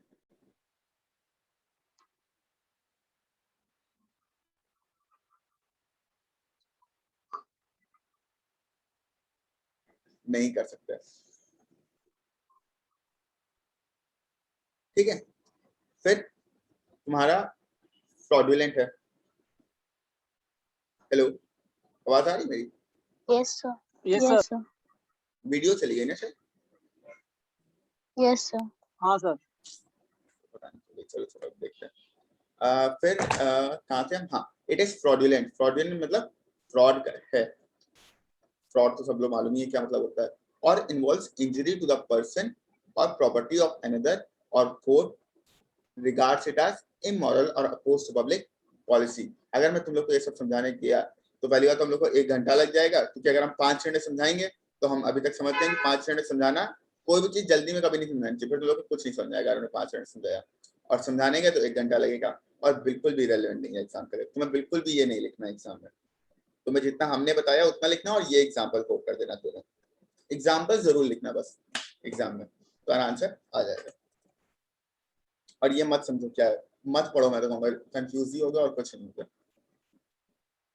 ये हमें समझाने में 1 घंटा लगेगा, हमने 5 मिनट समझाया, तुम लोग और कंफ्यूज हो गए, वो हम नहीं चाहते, ठीक है। तो हमने क्या क्या पढ़ा है अभी तक? सेक्शन 10 वाला फ्री कंसेंट, हेलो, क्या पढ़ा है? Lawful consideration on yes sir, object, agreement, free agreement, consent, free consent और लॉफुल कंसिडरेशन एंड ऑब्जेक्ट।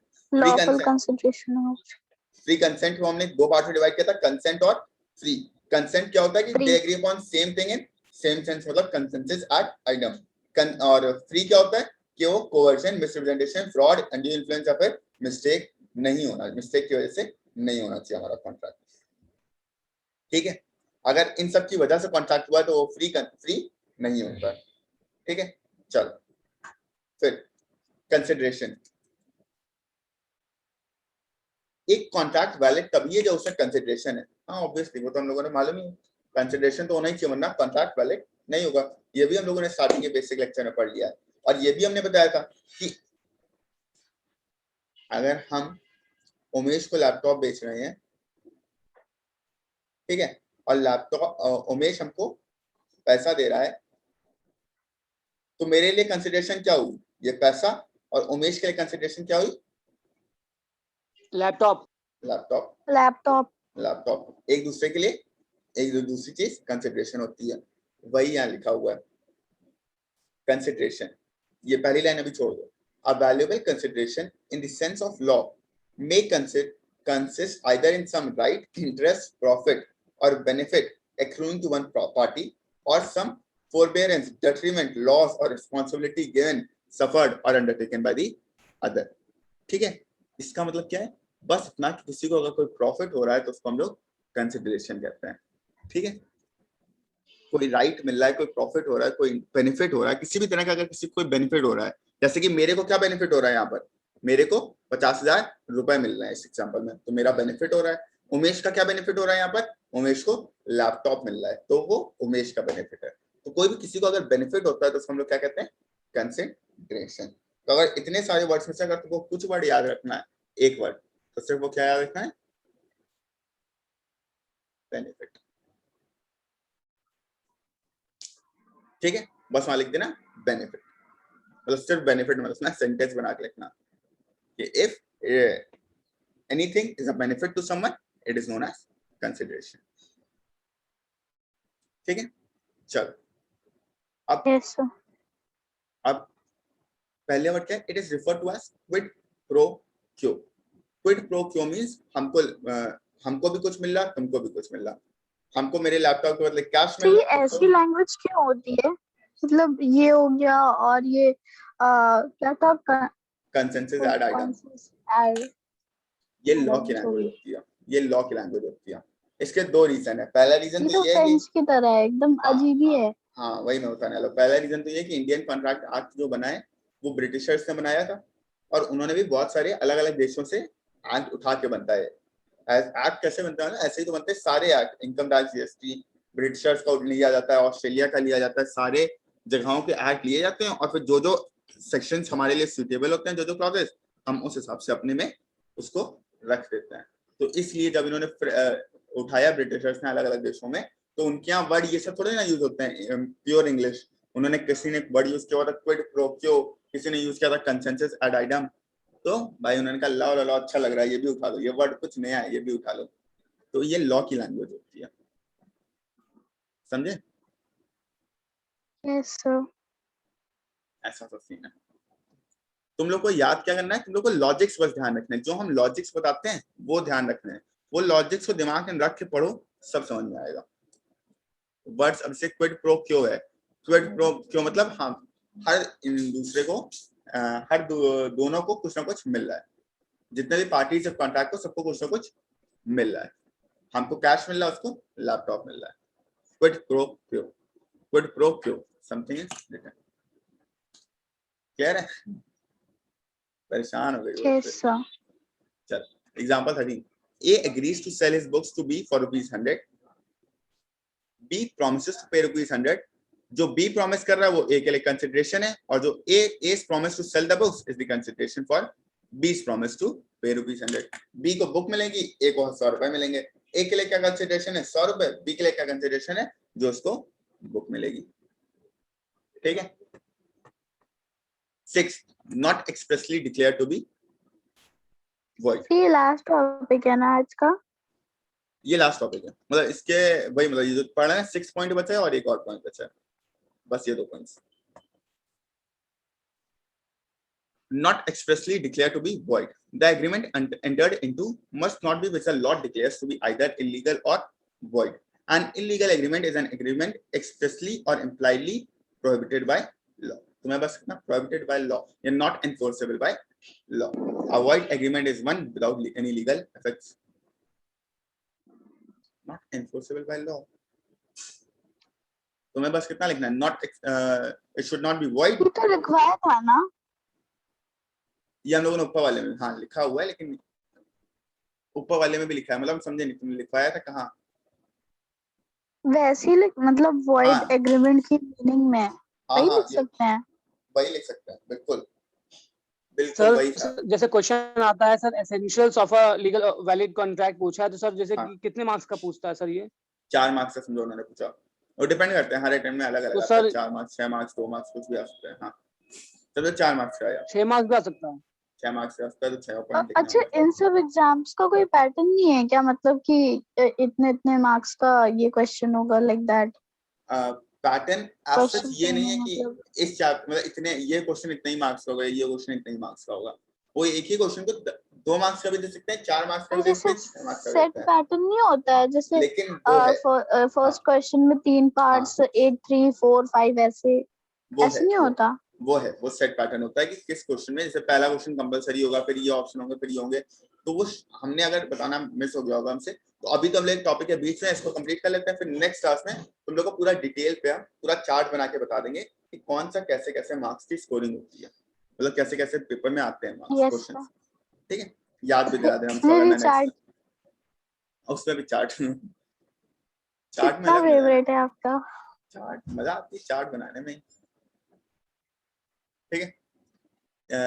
अब यहाँ पर example 16, threat to commit murder or making of publishing defamatory statements or entering into agreements which are opposed to public policy are illegal in nature. Similarly, any agreement in restraint of trade, marriage, legal proceedings, etc. are class examples of void agreements. अब लिखा तो बहुत कुछ है book में, सब कुछ थोड़ी ना हम लोगों को सकता है याद हो सकता है, तो जितना याद करना है, जितना समझाना है, जितना ओरली तुम्हें समझ में आ रहा है, बस उतना ही लिखना भी हो, कुछ उससे ज्यादा नहीं लिखना है, ठीक है। तुम मर्डर करना चाह रहे हो तो इलीगल है ऑब्वियसली, तुम किसी को डिफेम करना चाहते हो तो वो भी इलीगल है। इलीगल मतलब basically not enforceable by law, मतलब बेसिकली ये होता है कि इंडिया में जितने भी एक्ट हैं, इंडिया में हजारों एक्ट हैं, आप अगर किसी एक एक्ट में भी कुछ भी गलत कर रहे हो तो वो इलीगल है। इनकम टैक्स एक्ट में कुछ गलती कर रहे हो, जहां जो उसमें लिखा हुआ है गलत है मगर तुम कर रहे हो तो वो भी इलीगल है। तुम सिविल एक्ट में कुछ लिखा है उसमें गलत कर रहे हो वो भी इलीगल है, तुम क्रिमिनल एक्ट में कुछ गलत कर रहे हो वो भी इलीगल है।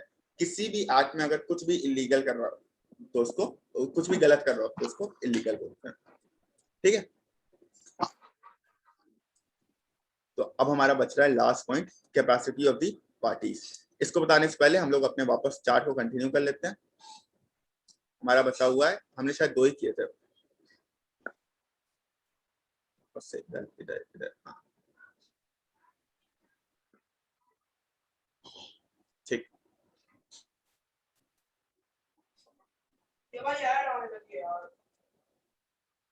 तीसरा पॉइंट हमारा था कंसिडरेशन। अब तुम कंसिडरेशन लिख रहे हो तो तुम उसे कंसिडरेशन वाली डेफिनेशन ऐड कर दो, बस कंसिडरेशन वाली डेफिनेशन ऐड कर दो। तो एसेंशियल ऑफ वैलिड कॉन्ट्रैक्ट बोला, तुमको कंसिडरेशन में कंसिडरेशन की डेफिनेशन डाल दो। 2 मिनट क्विट प्रो क्यों, और ये वर्ड याद रहे तो अच्छा, ना याद रहे तो कोई दिक्कत नहीं, something in data.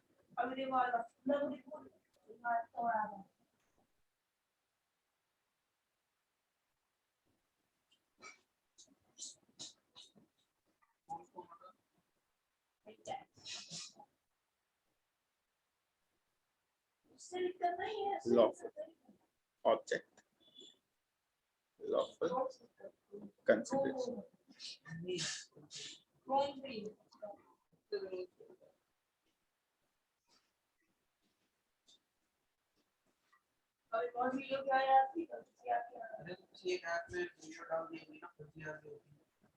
it must not be void.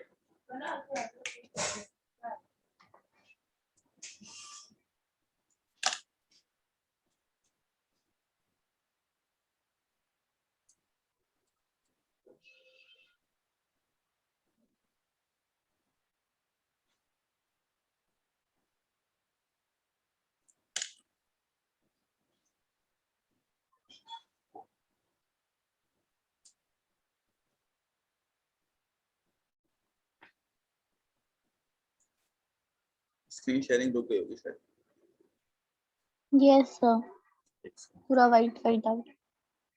Sir ये कंसिडरेशन दो बार आ रहा है सर, कंसिडरेशन खाली आ रहा है, उसके बाद में लॉफुल ऑब्जेक्ट एंड कंसिडरेशन आ रहा है। हाँ, एक है कंसिडरेशन होनी चाहिए, पहली बात कर रहा है कंसिडरेशन होनी चाहिए, दूसरा कह रहा है कि लॉफुल कंसिडरेशन होनी चाहिए, मतलब लीगल होनी चाहिए। पहला बस कह रहा है कंसिडरेशन होनी चाहिए, दूसरा कह रहा है भाई कंसिडरेशन तो होनी चाहिए, वो लीगल भी होनी चाहिए, ठीक है।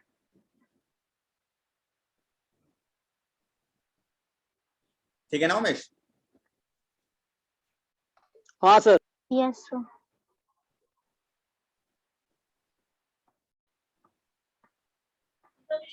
अकाउंट्स में क्या पढ़ा आज? General entries. ओहो, जनरल एंट्रीज आती हैं? यस सर, हमारे यादव सर पढ़ा रहे तो क्यों नहीं आएगी। अरे वाह, सही इंसान नहीं है यार सर। आप लड़ाई लगवाएंगे। नहीं, इंसान सही नहीं है, पसंद नहीं है। क्यों? अच्छे सही नहीं तो है ना? हैं। स्टार्टिंग में हमको भी लगा था कि थोड़े अच्छा खड़ूस हैं, पर अब अच्छे हैं। ठीक है, ये बात मैं उसको बोल दूंगा। मैं ये बात मैं उसको बोल दूंगा, ठीक है। और कुछ ये नहीं उनको यार। भी बताइए, मैंने उनके मुंह पे बोला है। अच्छा बोला है, अच्छा। अरे यार, तो फिर वो बात दो जो नहीं बोला है, तो मजा भी है। अभी नहीं खड़ूस लगते नहीं, हैं। बहुत स्ट्रिक्ट है। हाँ नहीं, सर। स्टार्टिंग में तो स्ट्रिक्ट। देखा था तो उनको मैंने बोला इनके साथ कैसे पढ़ेंगे, सारे टीचर्स तो अच्छे हैं पर ये तो इतने खड़ूस है, बोलते भी नहीं है ये तो अच्छे से। तो बट फिर हो गया सेटलमेंट बाद में। हो गया सेटल। चलो, खड़ूस तो है ही, बेकार इंसान है, हम तो कहते हैं फिर। नहीं, इंसान बेकार नहीं है, इंसान अच्छे हैं। स्टार्टिंग में जिसको नए मिलते हैं उनके लिए बेकार होते हैं, हाँ सर। वो थोड़ा, फिर अच्छे हाँ। हो जाते हैं। नहीं, हम लोग का ऐसा वो है ना कि जरूरी कोई एक टीचर ऐसा होना चाहिए, तो हम लोगों ने उनको बनाया हुआ है। जितना भी वो मिल रहा है वो उनको मिले, कि जितने पढ़ाते लोगों को, बच्चों को जितना भी कहना है कि बहुत बेकार टीचर, उनका जवाब तुम ऐसे डांटने वाले तुम बनो। हाँ सर, हाँ, हम सही डांट भी कहा। नहीं सकते, हम पुराने वाले से डांटते थे, बच्चे हंसने लगते थे, तो हमने डांटना छोड़ दिया बस। खुद ही हम ही हंसने लगते थे, डांटते डांटते हमें बीच में हंसी आ जाती थी। चलो, हो सर गया एक बार ये लिखे। सब्सिडी समझा दी सर अच्छे से, सर हमको अच्छे से समझ में नहीं आया था वाले क्लास में। कौन सा वाला सब्सिडी? सब्सिडी मतलब सब्सिडी पढ़ाएगा कुछ, हमें खुद नहीं याद है वैसे तो। सब्सिडी कहाँ पढ़ाया हमने कुछ? सब्सिडी अरे सर। आपने सब्सिडी का मतलब नहीं बताया कि गवर्नमेंट स्पेशल फैसिलिटी देती है। अच्छा अरे अच्छा ये अच्छा। तो किसी और में पढ़ा था ना। हमने नहीं बताया वैसे सर यार ये। अकाउंट्स में पढ़ा था, अकाउंट्स में। लोग यार, मतलब मैं ऐसे कहूँ तो बता दूं सब्सिडी क्या होता है, कि हम बस 1 मिनट के लिए सोचने पड़ेगा, हमने पढ़ाया, हमें नहीं याद आ रही। नहीं सर, सब्सिडी क्या होता है बता दीजिए ये सर, अच्छे से एकदम से। अच्छा अच्छा पढ़ा, अच्छा ये कह रहे हो। हाँ, सब्सिडी में बता देगा अभी, ठीक है। अभी ये लास्ट पॉइंट कवर कर ले, फिर सब्सिडी बता देते हैं। ओके। आखिरी पॉइंट है capacity of the parties. Capacity of the parties मतलब जो इंसान कॉन्ट्रैक्ट कर रहा है स्क्रीन तो दिख वह, ही नहीं रही। अच्छा जो इंसान कॉन्ट्रैक्ट कर रहा है वो कॉन्ट्रैक्ट करने लायक भी है या नहीं? कॉन्ट्रैक्ट करने लायक है या नहीं, ये कैसे पता करोगे? अब गए, है ना, निकिता घूम रही थी रास्ते में और इनको एक मिल गया पागल, ठीक है।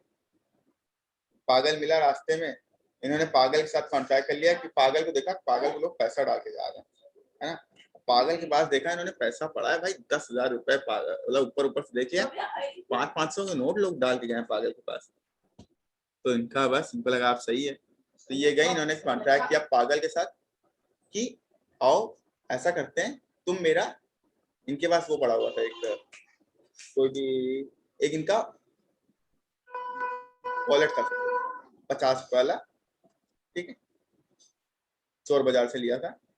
इन्होंने पागल से बोला यार ये वॉलेट बहुत महंगा है, और ये हमने 10 लाख रुपए खरीदा था, इसमें गोल्ड लगा है, ये लगा है, और हम तुमको सिर्फ 10,000 रुपए में बेच देंगे।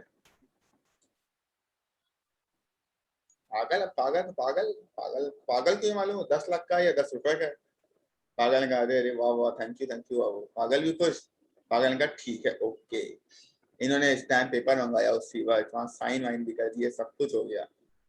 क्या ये वैलिड कॉन्ट्रैक्ट है? No sir. क्यों नहीं वैलिड है? होना तो चाहिए सर। अब क्यों होना चाहिए, क्यों नहीं, अब क्यों होना चाहिए, दोनों अपना अपना आंसर दो।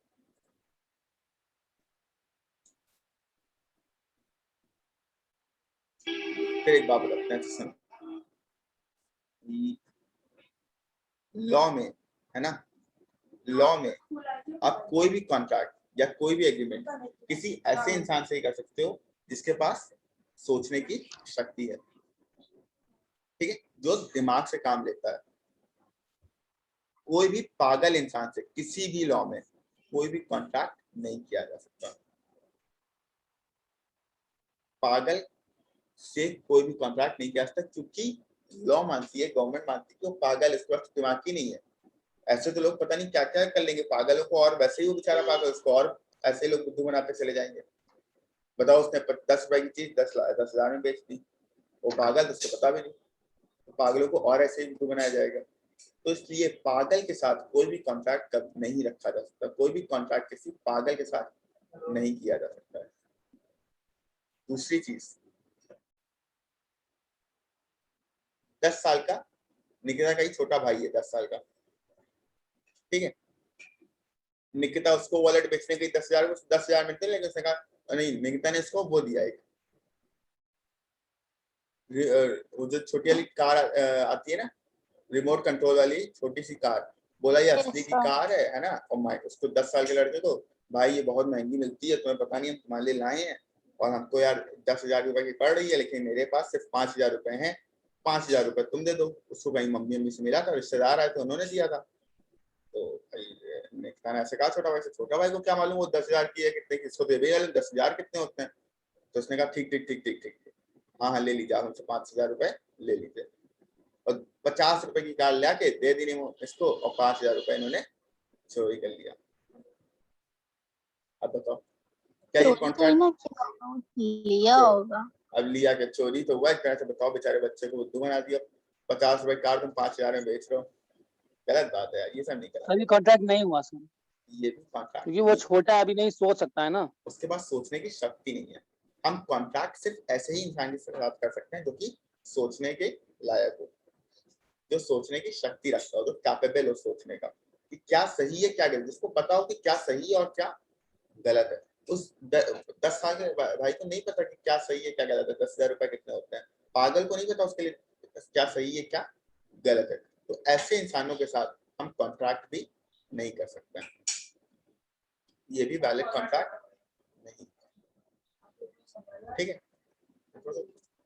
ठीक है, नहीं। Yes sir. इन शॉर्ट, पागल या फिर माइनर, 10 साल से मेरा मतलब था माइनर, माइनर से कोई कॉन्ट्रैक्ट नहीं किया जा सकता है। माइनर से किया गया हर कॉन्ट्रैक्ट इनवैलिड होता है। माइनर के क्या कौन होते हैं? जिनकी एज कितनी होती है? लेस देन 17, लेस देन 17 नहीं बल्कि लेस देन 18, लेस देन 18, 18 साल से कम। जिस दिन आप 18 साल के हो जाते हो उस दिन आप मेजर हो जाते हो। 18 साल से कम वालों को क्या कहते हैं? माइनर कहते हैं, ठीक है। यहाँ पर देखो लिखा हुआ कि that every person is competent to contract who is of the age of majority। majority मतलब वो 18 साल का हो गया है। दूसरा क्या है? is of sound mind। sound मतलब mind मतलब पागल नहीं है, ठीक है। इसको और एक्सप्लेन उन्होंने नीचे किया हुआ क्वालिफिकेशन ए में और क्वालिफिकेशन बी में। ए में पढ़ते हैं, a person competent to contract must fulfill all the above 3 qualifications। तीनों क्वालिफिकेशन करनी है, जिसमें से 2 बताइए, एक तो हमने बताई नहीं अभी, तो एक तो अभी सोचना भी नहीं। पहली क्वालिफिकेशन क्या है? refers to the age of the contracted person, that the person entering into contract must be of 18 years of age। कम से कम 18 साल का तो होना ही चाहिए। persons below 18 years of age are considered minor, therefore incompetent to contract। तो कम से कम 18 साल का तो बंदा होना ही चाहिए। दूसरी क्वालिफिकेशन क्या है? It requires a person to be of sound mind। sound mind मतलब दिमाग, रैशनल इंसान होना चाहिए, पागल नहीं होना चाहिए, हम लोग जैसा होना चाहिए। Assuming हम लोग पागल नहीं हैं। That is, he should be in his senses so that he understands the implications of the contract at the time of entering into the contract। मतलब उसको मालूम है कि हम ये कॉन्ट्रैक्ट एंटर करेंगे तो मेरे 10,000 रुपए जाएंगे, मेरे साथ क्या गलत होगा क्या सही होगा। A lunatic, an idiot, a drunken person or under the influence of some intoxicant is not supposed to be a person of sound mind। Sound mind में इन्होंने क्या क्या रखा हुआ है? ल्यूनाटिक, ल्यूनाटिक मतलब यही होते हैं पागल। एन इडियट, सेम बेवकूफ लोग, पागल लोग। अ ड्रंकन पर्सन, ड्रंकन मतलब ड्रिंक किया हुआ या फिर कोई भी इंटॉक्सिकेंट के इन्फ्लुएंस में आया हुआ। अगर आपने ड्रग्स लिया हुआ है, आप ड्रिंक किए हुए हो, तब भी आप एक कॉन्ट्रैक्ट मेंटेन नहीं कर सकते हो। अगर कोई इंसान कभी ड्रिंक किया हुआ और उस वक्त आप उसके साथ कॉन्ट्रैक्ट कर रहे हो, तो क्या वो वैलिड कॉन्ट्रैक्ट होगा? नहीं सर, वो वैलिड कॉन्ट्रैक्ट नहीं होगा, ठीक है। कोई ड्रग्स लिया हुआ है तब उसके साथ कॉन्ट्रैक्ट करो, तब उसको वैलिड कॉन्ट्रैक्ट होगा? नहीं सर, वो वैलिड कॉन्ट्रैक्ट नहीं होगा। क्योंकि वो उस वक्त साउंड माइंड में अपने नहीं है, उसको अब ड्रग्स लिया हुआ, उसको नहीं मालूम उसके लिए क्या सही है क्या गलत है। ठीक है, पहला क्या था फिर, माइनर नहीं होना चाहिए, दूसरा है साउंड माइंड होना चाहिए, तीसरा इस यहां से पहले ऊपर वाला is not otherwise disqualified from contracting by any law.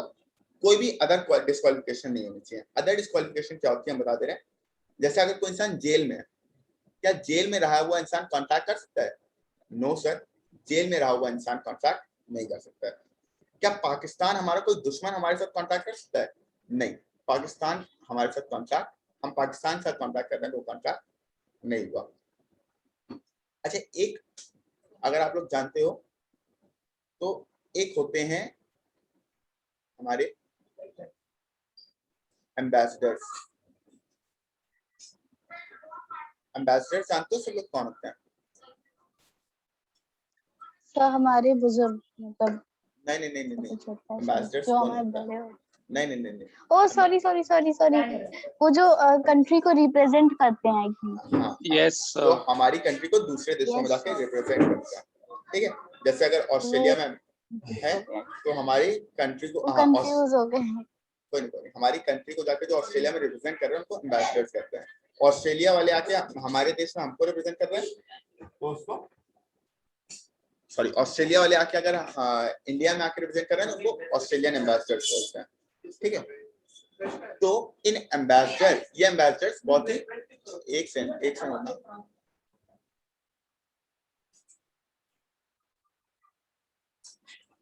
ये एम्बेसडर्स होते हैं, ये बहुत ही रिस्पेक्टेड पर्संस होते हैं।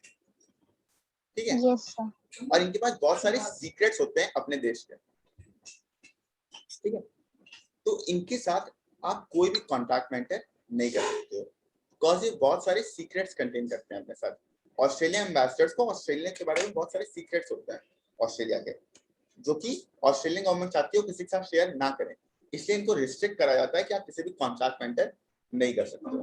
ठीक है, तो किसी भी टाइप का कांटेक्ट नहीं कर किसी भी सकते। टाइप का कॉन्ट्रैक्ट मेंटेन नहीं कर सकते। ठीक है, और थर्ड वाला पॉइंट यही है, requires that a person entering into a contract should not be disqualified by status in entering into such contracts. Status मतलब क्या? Such persons are an alien enemy. Alien enemy मतलब पाकिस्तान जैसे, foreign sovereigns मतलब अपने ambassador, convicts मतलब जो लोग jail में हैं। ठीक है, they are disqualified unless they fulfill certain formalities required by law.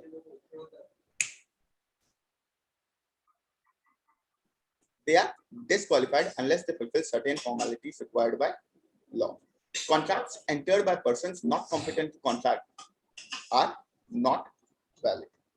ठीक है, मतलब अगर कोई इंसान अपना दुश्मन कोई कॉन्ट्रैक्ट कर रहा है, कोई फॉरेन एम्बेसडर कोई कॉन्ट्रैक्ट कर रहा है, या कोई जेल में इंसान कॉन्ट्रैक्ट कर रहा है, तो ये कॉन्ट्रैक्ट्स वैलिड नहीं होते हैं। ठीक है, यस और इसको जल्दी से एक चार्ट बना ले और फिर चार्ट में अपना खत्म, आखिरी चार्ट में बस ये आखिरी पॉइंट, कैपेसिटी।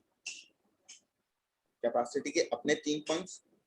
पहला क्या है, माइनर नहीं होना चाहिए, मतलब he should be greater than equal to 18 years of age।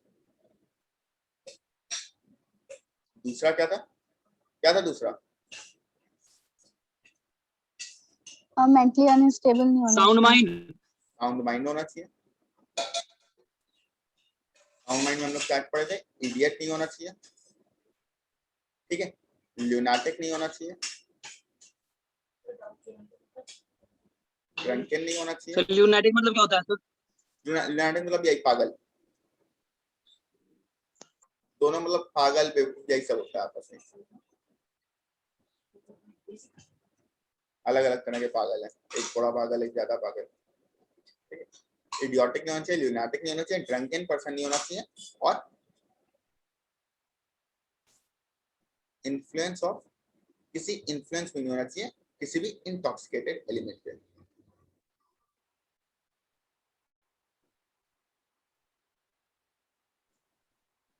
ये भी नहीं होना चाहिए, लिख के काट दे रहे हैं, मतलब ये चीज नहीं होनी चाहिए। इडियट नहीं होना चाहिए, lunatic नहीं होना चाहिए, drunken नहीं होना चाहिए, फिर किसी और intoxicated element के इन्फ्लुएंस में नहीं होना चाहिए। फिर है अदर्स। अदर्स के भी 3 पार्ट है, एलियन एनिमी, दुश्मन अपना, कन्विक्ट। कन्विक्ट मतलब जो इंसान जेल में है, तीसरा फॉरेन मतलब फॉरेन एम्बेसडर्स।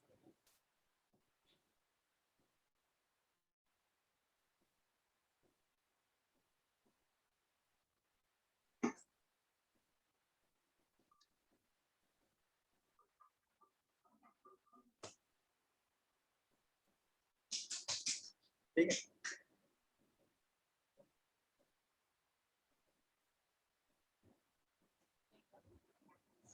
ठीक है। Yes sir. तो हम लोगों ने पहले सेक्शन 10 से हम लोगों ने इससे पहले क्या पढ़ा था, जो essentials of a valid contract जो सेक्शन 10 में नहीं लिखा है। पहले आते हैं जो सेक्शन 10 में नहीं लिखे हैं। चलो कौन कौन से क्या क्या थे वो। 2 पार्टीज होनी चाहिए, ठीक है, नेचुरल पर्सन या फिर इंडिविजुअल कुछ भी हो Yes, सकता है। फिर इंटेंशन होना चाहिए to create legal relationship, social relationship valid contract नहीं फॉर्म करती हैं।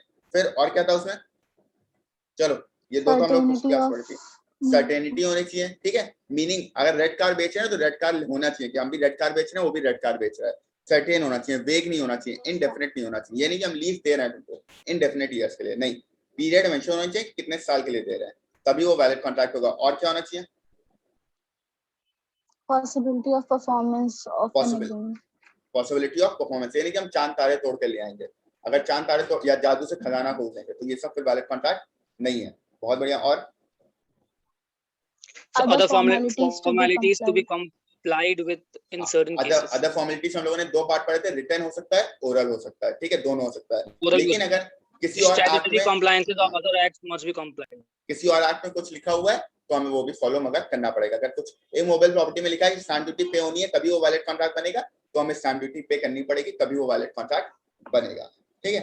फिर essentials of a valid contract as per section 10। Section 10 में क्या क्या इंपॉर्टेंट क्या क्या कंडीशंस हैं। पहली क्या है, एग्रीमेंट होना चाहिए। एग्रीमेंट मतलब ऑफर प्लस एक्सेप्टेंस, ठीक है। और दूसरा क्या पढ़ा था, क्या पढ़ा था, हेलो।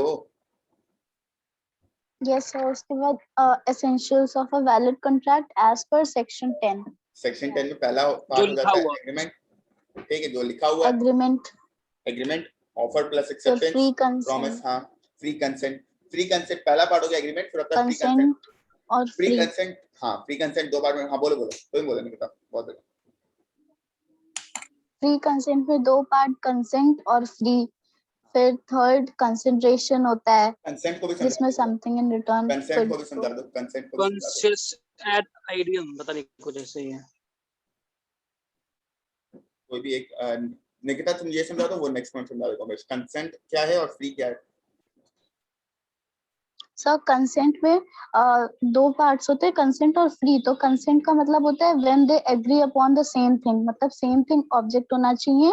और फ्री में होता है कि कोइंसिडेंट, फ्रॉड और मिसरिप्रेजेंटेशन, मिस्टेक और अनड्यू इन्फ्लुएंस, इनमें से भी कुछ भी नहीं होना चाहिए। अगर कुछ भी होता है तो वो फ्री कंसेंट नहीं होगा। ठीक है, बिल्कुल सही। नेक्स्ट कंसिडरेशन होना चाहिए। कंसिडरेशन क्या, Kwid pro quo, something in return. Next Umesh.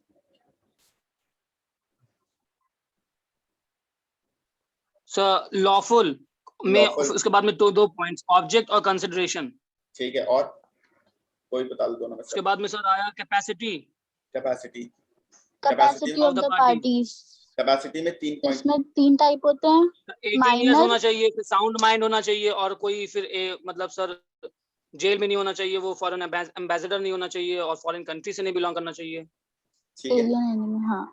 Alien enemy क्या, पहले तो माइनर नहीं होना चाहिए, मेजर होना चाहिए, दूसरा साउंड माइंड होना चाहिए, तीसरा एलियन एनिमी नहीं होना चाहिए, फॉरेन एम्बेसडर नहीं होना चाहिए, दूसरा कन्विक्ट कन्विक्ट और नहीं होना चाहिए। फॉरेन। ठीक है, यस सर।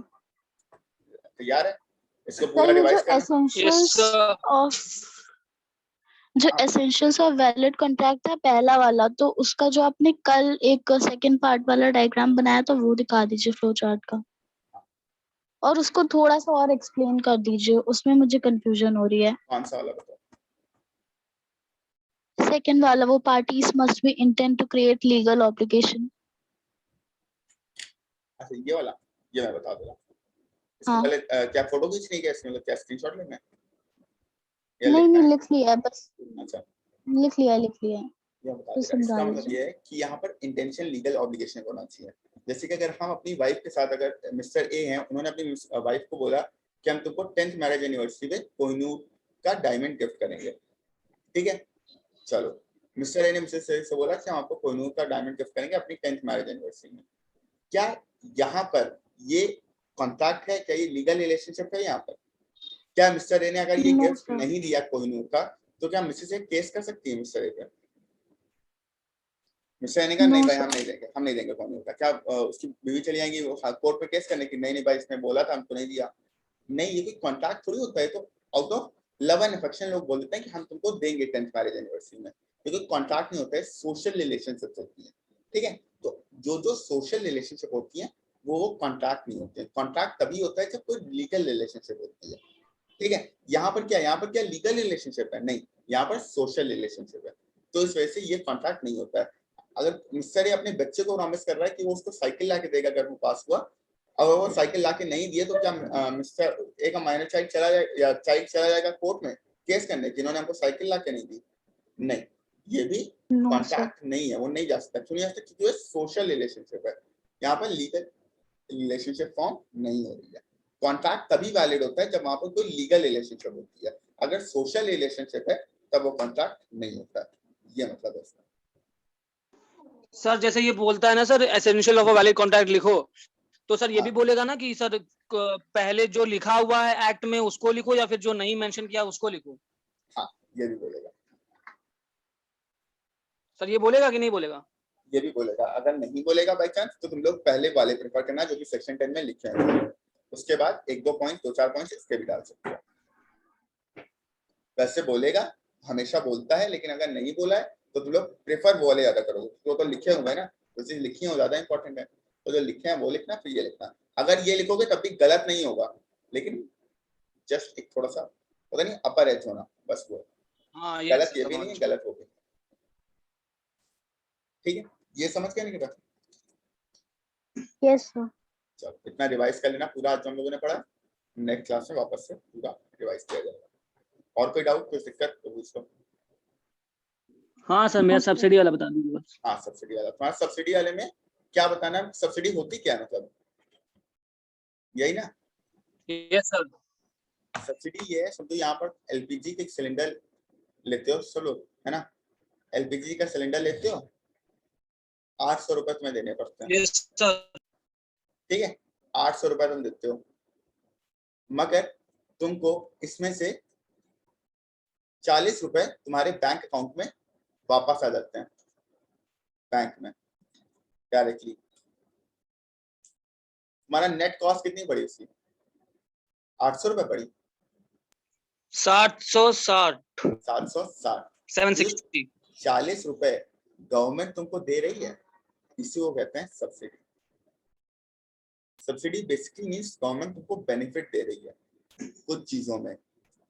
एक और एग्जांपल लें, हमने अपनी गवर्नमेंट ने कुछ एरिया डिफाइन किए हुए हैं कि अगर आप यहाँ पर अपना बिजनेस सेटअप करोगे, ये बैकवर्ड एरिया होते हैं जहाँ पर गवर्नमेंट चाहती है कि लोग बिजनेस करें जिससे कि एम्प्लॉयमेंट जनरेट हो और लोगों को नौकरियां मिले। तो ऐसे ऐसे एरियाज में अगर आप बिजनेस अपना सेटअप करते हो तो गवर्नमेंट आपको कुछ पैसा देती है या कुछ बेनिफिट्स देती है अलग अलग। ये जो पैसा या ये जो, जैसे उसने बोला कि चलो तुम मशीन खरीद लो, 50% कॉस्ट हम बेयर करेंगे। तो तुम अगर 12 लाख की खरीदोगे तो 6 लाख रुपए तुमको गवर्नमेंट देगी। तो जो 6 लाख रुपए तुमको गवर्नमेंट देगी, इसको कहते हैं सब्सिडी।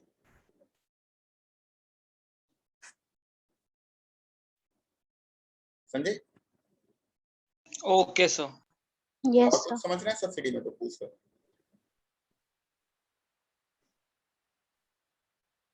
और कुछ पूछना हो पूछ लो।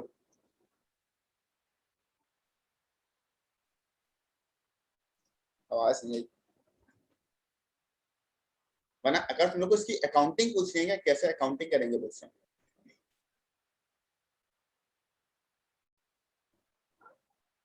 Umesh yes sir. हम कह रहे हैं इसकी अकाउंटिंग पूछ रही है क्या कैसे अकाउंटिंग करेंगे यही समझना था हाँ सर, इसका कैपिटल रिसिप्ट और रेवेन्यू रिसिप्ट होता है ना सर, वो वाला। अच्छा वो समझना तो वो क्या कैपिटल एसेट होता है क्या आप बोलो सर बोलो, बोलो। सब्सिडी से रिलेटेड कैपिटल रिसिप्ट और रेवेन्यू रिसिप्ट। समझ गए तो वो क्या है ना वो एक बार हम वापस से उनसे कह देंगे कि तुम्हारे जो यादव जी हैं हमारे वो वापस से तुम लोग को एक बार समझा देंगे पूरा ठीक है वो थोड़ा टाइम टेकिंग हम बहुत थक गए तो ये अभी उन्होंने समझाया ही नहीं है, अच्छा ये समझाया नहीं ये तो बताया सर टॉपिक हमको था ही समझा नहीं आज का, ये तो वो बस ऐसे ही उन्होंने बताया था।